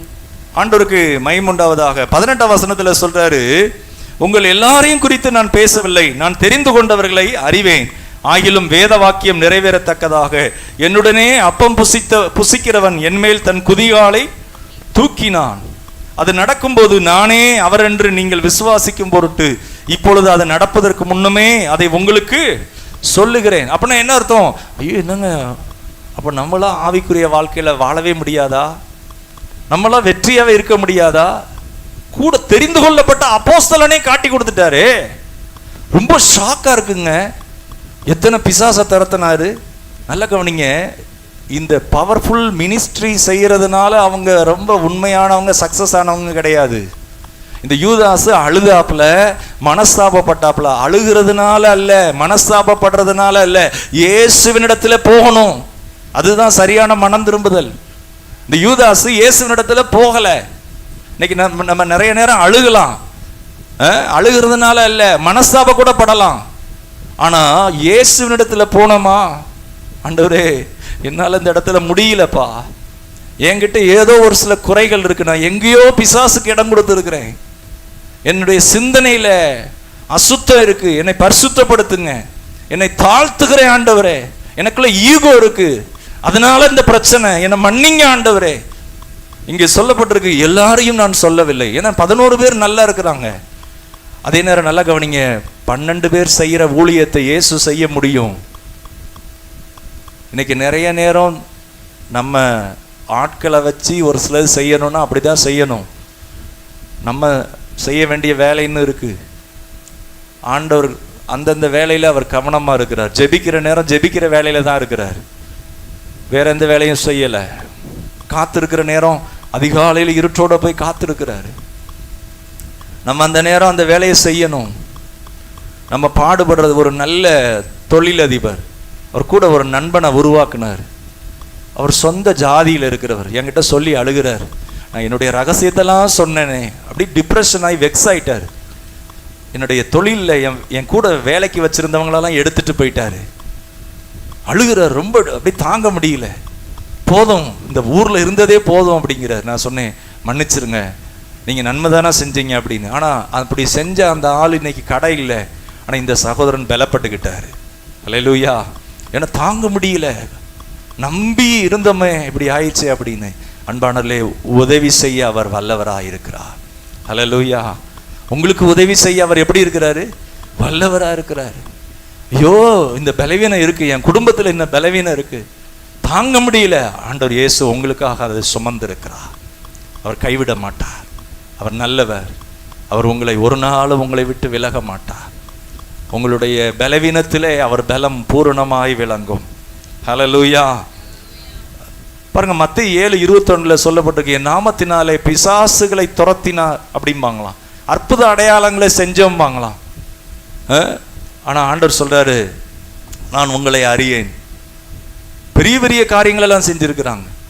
பில்லி கிரஹாம் அவரோடு கூட இருந்த சார்லஸ் ஃபின்னி டென் அப்படின்னு ஒருத்தர், ரொம்ப நல்ல கூட கோ ஒர்க்கராம், பெரிய ஊழியத்துல கூடயே இருந்தவராம். அவர் என்ன செஞ்சிட்டாராம், இயேசுவையே விட்டுட்டு போயிட்டாராம், நாத்திகர் ஆயிட்டாராம். அடுத்து என்ன ஆனார்னா, கடைசி சாகர நேரம் மனஸ்தாபப்பட்டாராம், ஆனா இயேசு இடத்துல வரலையாம். பிரியமானவர்களே, இந்த யூதாஸ் இயேசு இடத்துல வரவே இல்லை. நம்முடைய வாழ்க்கையில எத்தனை முறை நம்மளையே சார்ந்திருக்கிறோம், மனுஷனை சார்ந்திருக்கிறோம். நமக்குள்ள இருக்கிற அந்த பலவீனம், ஆண்டவரை குறித்த அந்த அன்பு இல்லாம, ஆண்டவருடைய அந்த மீட்பின் காரியங்களை குறித்த வெளிப்பாடு இல்லாததுனால பிரியமானவர்களே எத்தனை முறை தடுமாறுகிறோம். அன்பானவர்களே, கர்த்தர் உங்களுக்கு அவர் உதவி செய்வாராக, உங்களை ஆசீர்வதிப்பாராக. நாம் எழுந்து நிற்போம். ஹல்லேலூயா. Thank you Jesus. ஸ்தோத்திரம் ஆண்டவரே. ஹல்லேலூயா, ஹல்லேலூயா, ஹல்லேலூயா. ஸ்தோத்திரம் அப்பா. ஓ நன்றி ராஜா, நன்றி அப்பா. ஸ்தோத்திரம், ஸ்தோத்திரம் அப்பா. பாட்டுத்தாள்ல சிங்கக்கபியில் நான் விழுந்தேன், அவர் என்னோடு அமர்ந்திருந்தார். நீ இடைவிடாமல் ஆராதிக்கிற உன் தேவன் உன்னை தப்புவித்தாரா அப்படின்னு கேட்கிறாரு. தானியேல் சொல்றாரு, என் தேவன் என்னை தப்புவித்தார். அந்த தானியேலுக்கு ஒரு பேர், இடைவிடாமல் ஆராதிக்கிற ஜீவனுள்ள தேவனுடைய தாசனே அப்படிங்கிறார். இன்றைக்கு நம்மை குறித்து மற்றவங்க என்ன சாட்சி கொடுப்பாங்க? தேவன் தானியேலை குறித்து சாட்சி கொடுக்கிறார், நீ எனக்கு மிகவும் பிரியமானவன். ஹல்லேலூயா. ஓ நன்றி அப்பா. கரங்களை உயர்த்தி, இந்த காரியங்கள் நமக்கு அதிர்ச்சியாக அல்ல, நம்ம வாழ்க்கையில என்னென்ன காரியங்கள் பலவீனமா இருக்கு, ஆண்டவர் சமூகத்துல ஜெபிக்கிறத காட்டிலும் ஏதாவது வேலையில போய் சிக்கிக்கிற பழக்கம் நம்மகிட்ட இருக்கா? ஏதாவது ஒரு சில காரியங்கள் அடிமையாகிற பழக்கம் இருக்கா? ஜெபிக்கிற நேரம் செல்போனை நோண்டுறது, ஜெபிக்கிற நேரம் சீரியலை பார்க்கறது, ஜெபிக்கிற நேரம் சினிமாவை கூட பார்க்கறது, துணிகரமா ஜெபிக்கிற நம்ம இச்சையான காரியங்களுக்கு வித்து போடுறது, பணத்துக்காக, அற்ப சந்தோஷத்துக்காக இல்லைங்க. மனுஷன் எதை விதைக்கிறானோ அதையே அறுப்பான்.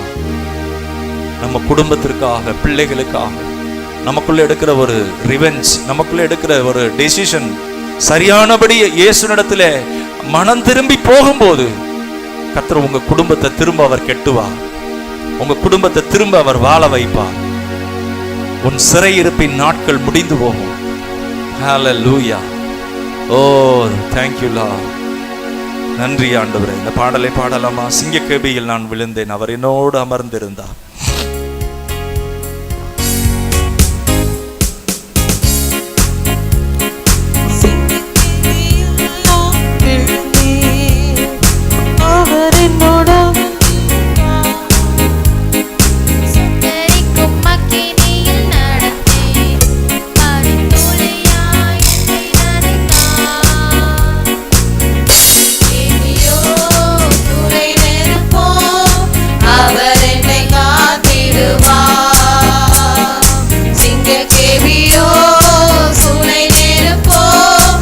அவர் என்னை காத்திடுவார், அவரே என்னை காப்பவர், அவரே என்னை காண்பவர், அவரே என்னை காப்பவர், அவரே என்னை காண்பவர். கரங்களை உயர்த்தி, தேவியோ சூளை நெருப்போ, அவர் என்னை காத்திடுவார். தேவியோ சூளை நெருப்போ, அவர் என்னை காத்திடுவார்.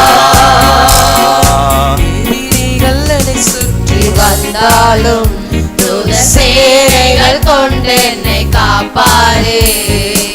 எதிரிகள் என்னை சுற்றி வந்தாலும் தூத சேனைகள் கொண்டு என்னை காப்பாரே. ஆவியினால் யுத்தம் வெல்வேனே, சாத்தானை சமுத்திரம் விழுங்குமே. ஆவியினால் யுத்தம் வெல்வேனே, சாத்தானை சமுத்திரம் சமுத்திரம் விழுங்குமே. ஆவியினால் யுத்தம் வெல்வேனே, சாத்தானை சமுத்திரம் விழுங்குமே. மீண்டும் ஒரு முறை. ஆவியினால் யுத்தம் வெல்வேனே, சாத்தானை சமுத்திரம் விழுங்குமே. அவரே என்னை காப்பவர், அவரே என்னை காண்பவர், அவரே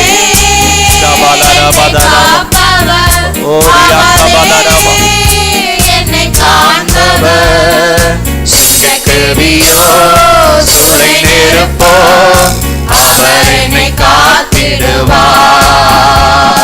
சிங்கக்கேவியோ சூளை நெருப்போ, அவர் என்னை காத்திடுவார். சிங்கக்கேவியில் நான் விழுந்தேன், அவர் என்னோட அமர்ந்திருந்தார். சுட்டரிக்கும் அக்கினியில் நடந்தே, பனித்துளியாய் என்னை நனைத்தார். சிங்கக்கேவியோ சூளை நெருப்போ, அவர் என்னை காத்திடுவார். சிங்கக்கேவியோ சூளை நெருப்போ, அவர் என்னை காத்திடுவார். அவரே என்னை காப்பவர், அவரே காப்பவர், அவரே என்னை காண்பவர், அவரே என்னை காப்பவர், அவரே என்னை காண்பவர். சிங்கக்கேவியோ, சிங்கக்கேவியோ சூளை நெருப்போ, அவர் என்னை காத்திடுவார். சிங்கக்கேவியோ அவர் உங்களை காத்திடுவார். பிசாசினுடைய தாக்குதல்கள்ல ராஜ்யம் எனக்குள்ளே வந்ததா, சூழ்ச்சிகள் என்னை ஒன்றும் செய்யாதே. ராஜ்யம் எனக்குள்ளே வந்ததா, சூழ்ச்சிகள் என்னை ஒன்றும் செய்யாதே. அற்புதம் எனக்காக செய்பவர், என்னை அதிசயமாய் வழி நடத்துவார். அற்புதம் எனக்காக செய்பவர், என்னை அதிசயமாய் வழி நடத்துவார். மீண்டும் ஒரு முறை. அற்புதம், அற்புதம் எனக்காக செய்பவர், என்னை அதிசயமாய் வழி நடத்துவார். மீண்டும் ஒரு முறை சொல்லுவோம். அற்புதம் எனக்காக செய்பவர், என்னை அதிசயமாய் வழி நடத்துவார். அவரே என்னை காப்பவர், அவரே என்னை காண்பவர். சொல்லுங்களேன். ரிபாலாராபா ஷாண்டாலாராபா ஓரியாக்கமனராபா என்னை காண்பவர். சிங்கக்கேவியோ சூளை நெருப்போ, ஜீசஸ் அவர் என்னை காத்திடுவார். சிங்கக்கேவியோ சூளை நெருப்போ, அவர் என்னை காத்திடுவார். சிங்கக்கேவியில் நான் விழுந்தேன், அவர் என்னோடு அமர்ந்திருந்தார். அவர் என்னோடு அமர்ந்திருந்தார். சுட்டரிக்கும் அக்கினியில் நடந்தேன், பனித்துளியாய் என்னை நனைத்தார். சிங்கக்கேவியோ, சிங்கக்கேவியோ சூளை நெருப்போ, அவர் என்னை காத்திடுவார். சிங்கக்கேவியோ, சிங்கக்கேவியோ சூளை நெருப்போ, அவர் என்னை காத்திடுவார். மீண்டும் ஒரு முறை. சிங்கக்கேவியோ, சிங்கக்கேவியோ சூளை நெருப்போ, அவர் என்னை காத்திடுவார். அவரே, அவரே என்னை காப்பவர். அவர் உங்க குடும்பத்தை காக்கிறவர், உங்க பிள்ளைகளை காக்கிறவர், உங்க பிள்ளைகளை வாழ வைக்கிறவர், ஓ சிறையிருப்பை மாற்றுகிறவர். என்னை சிங்கக்கேவியோ சூளை நெருப்போ, அவர் என்னை காத்திடுவார். சிங்கக்கேவியோ சூளை நெருப்போ, அவர் என்னை காத்திடுவார். கரங்களை உயர்த்தி ஹல்லேலூயா, ஹல்லேலூயா. கரங்களை உயர்த்தி ஆண்டவரை ஸ்தோத்திரிப்போம். ஹல்லேலூயா. இந்த காரியம் அதிர்ச்சியாகும்படியாக அல்ல, நமக்கு ஆண்டவர் முன்னாடியே சொல்றார், அவர் மரணத்தை வென்று உயிர் தெழ போகிறார். இந்த யூதாசுக்கு அது பிடிக்காம இருந்திருக்கலாம். என்ன இயேசு சிலுவையில போய் மரிப்பேங்கிறாரு, ரத்தம் சிந்த போறேங்கிறாரு, என்ன கொலை செய்வாங்க அப்படிங்கிறாரு. இது எப்படிங்க மேசியா போய் மறிக்கல முடியும்? மேசியா வென்று வெற்றி சிறப்பார் அல்லவா? அவர் ராஜா, அவர் பலமானவர், வல்லமையானவர், எப்படி அவர் மறிப்பார்? அதனால கூட போய் காட்டி கொடுத்திருக்கலாம். ஒருவேளை வீக்கா இருந்திருக்கலாம். பிரியமானவர்களே, ஆண்டவர் இயேசு இந்த காரியங்கள் எல்லாம் வேதத்தில் ஆவியானவர் அதை எழுதி வைத்திருக்கிறார். முன்கூட்டியே அதையெல்லாம் சொல்றார், முன்கூட்டியே சொல்றார். நம்முடைய வாழ்க்கையில நம்ம எந்த நிலையில இருக்கிறோம், நம்மை குறித்த நிலை என்ன விதமா இருக்கு? கர்த்தரை காட்டிலும், கர்த்தரிடத்துல மனம் திரும்புறத காட்டிலும், ஜெபிக்கிறத காட்டிலும், என் மேலேயே நான் நம்பிக்கையை வச்சிருக்கிறேன்னா நான் எல்லாம் செஞ்சிருவேன், நான் எல்லாம் பார்த்துருவேன் அப்படின்னு சொல்லி கர்த்தருக்கு இடம் கொடுக்காம இருக்கிறோமா? ஹல்லேலூயா. ஒருவேளை மனுஷீகத்துல ஆண்டவர் நமக்காக காத்து கொண்டு இருக்க நம்ம பெருமையோட இருக்கிறோமா? அல்லது நமக்குள்ள ஒரு பிட்டர்னஸ், இந்த ஈகோ, அதனால எதையாவது ஒரு சிலதை நம்ம பாதிக்கிறோமா? ஓ ஹல்லேலூயா, ஹல்லேலூயா. ஸ்தோத்திரம் ஆண்டவரே. அன்பினாலதான் ஆண்டவர் நம்ம இடத்துல எதிர்பார்க்கிறார். அன்போடு கூட ஆண்டவரை பின்பற்றுகிற காரியங்கள் அன்போடு கூட நம்ம அவரிடத்துல மனம் திரும்ப வேண்டும். அந்த மனம் திரும்புறதுல உத்தமமா இருக்க வேண்டும். ஒருவேளை நம்மகிட்ட ஒரு சில பலவீனங்கள் இருந்தா திரும்ப அவர்கிட்ட தான் போகணும். அவரை விட்டு தூரமா போயிட வேண்டாம். அவர் சமீபமா இருக்கிறாரு. உங்களை உயர்த்த அவர் உண்மையுள்ளவரா இருக்கிறாரு. உங்களுடைய வேதனையை அவர் அறிந்திருக்கிறார். உங்களுடைய நிந்தையை அவர் அறிந்திருக்கிறார். உதவி செய்ய வல்லவராய் இருக்கிறார். ஸ்தோத்திரம் ஆண்டவரே. தகப்பனே, மை துதிக்கிறோம் ஆண்டவராய் இயேசுவின் நாமத்திலே. கர்த்தாவே ஸ்தோத்திரம். ஷாபாலா ராபா காத்தியா ராமா ஷந்தலா பாலாபா ஓலாமா ஷந்தலா பராபா காத்தியா ராமா நாக்கா பராபாலா ராபா. இயேசுவின் நாமத்திலே குடும்பம் ஆசீர்வதிக்கப்படட்டும் ஆண்டவரே. பிள்ளைகள் ஆசீர்வதிக்கப்படுவார்களாக. கர்த்தரை விட்டு தூரமாயிருக்கிறவர்கள் கர்த்தருக்குள்ளே திரும்ப வருவார்களாக. அந்த உடன்படிக்கையிலே, ஞானஸ்நான உடன்படிக்கை, சபை உடன்படிக்கை, நான் மீட்கப்பட்டிருக்கிறேன், அவர் இரத்தத்தினால கழுவப்பட்டிருக்கிறேன், எனக்கு இயேசுதான் ஆண்டவர் அப்படின்னு சொல்லி அந்த உடன்படிக்கையில நம்ம தூரமா இருப்போமானா? ஹல்லேலூயா. அந்நிய நுகத்துல அவிசுவாசியோட பிணைக்கப்படாதிருப்பீர்களாக. சொந்த நுகத்துல பிணைக்கப்படலாம், அவிசுவாசியோட அந்நிய நுகத்துல பிணைக்கப்படாதீங்க அப்படிங்கிறாரு. அவிசுவாசி எப்படி இருப்பாங்கன்னா, அது அந்நிய நுகம். கர்த்தரா இயேசு அங்க இருக்க மாட்டாரு. அங்கு ஜெபம் இருக்காது, துதி இருக்காது. அங்கு சுயநலம் தான் இருக்கும், இச்சையான காரியங்கள் தான் இருக்கும், மனம் போல வழிபாடுகள் இருக்கும். ஆனா கர்த்தர் தான் தெய்வம் அப்படின்னா அது இம்மைக்கும் மறுமைக்கும் உரிய ஒரு வாழ்க்கை. இம்மையிலையும் கர்த்தர் உங்களை விசாரிப்பாரு, மறுமையில் அவரோடு இளைப்பாருவீங்க. ஆண்டவர் சமூகத்துல கைகளை உயர்த்தி ஹல்லேலூயா. ஸ்தோத்திரம் ஆண்டவரே. ஒவ்வொருவரையும் பலப்படுத்துங்க ஆண்டவரே. நாங்க எங்க வாழ்க்கையில எந்த காரியங்கள்ல உணர்வு இல்லாம உம்மை விட்டு தூரமா இருந்திருக்கிறோமா ஆண்டவரே, அந்த பகுதியில எங்களை மன்னிங்கப்பா. குடும்பத்தை நாங்க நடத்தலப்பா. ஜெபிக்கிற நேரத்தை ஜெபிக்கிறதுக்குன்னு நாங்க ஒதுக்கல.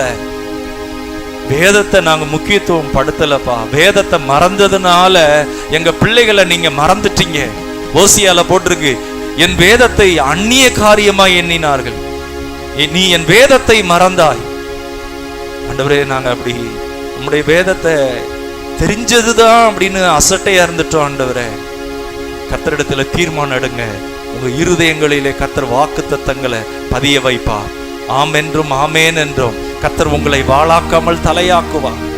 ஒருவேளை ஏன் இப்படி பிரச்சனை, ஏன் ஏதோ ஒரு இதுக்காக உங்களை பலப்படுத்துறார், உங்களை ஸ்திரப்படுத்துறார். சோர்ந்துடாதீங்க.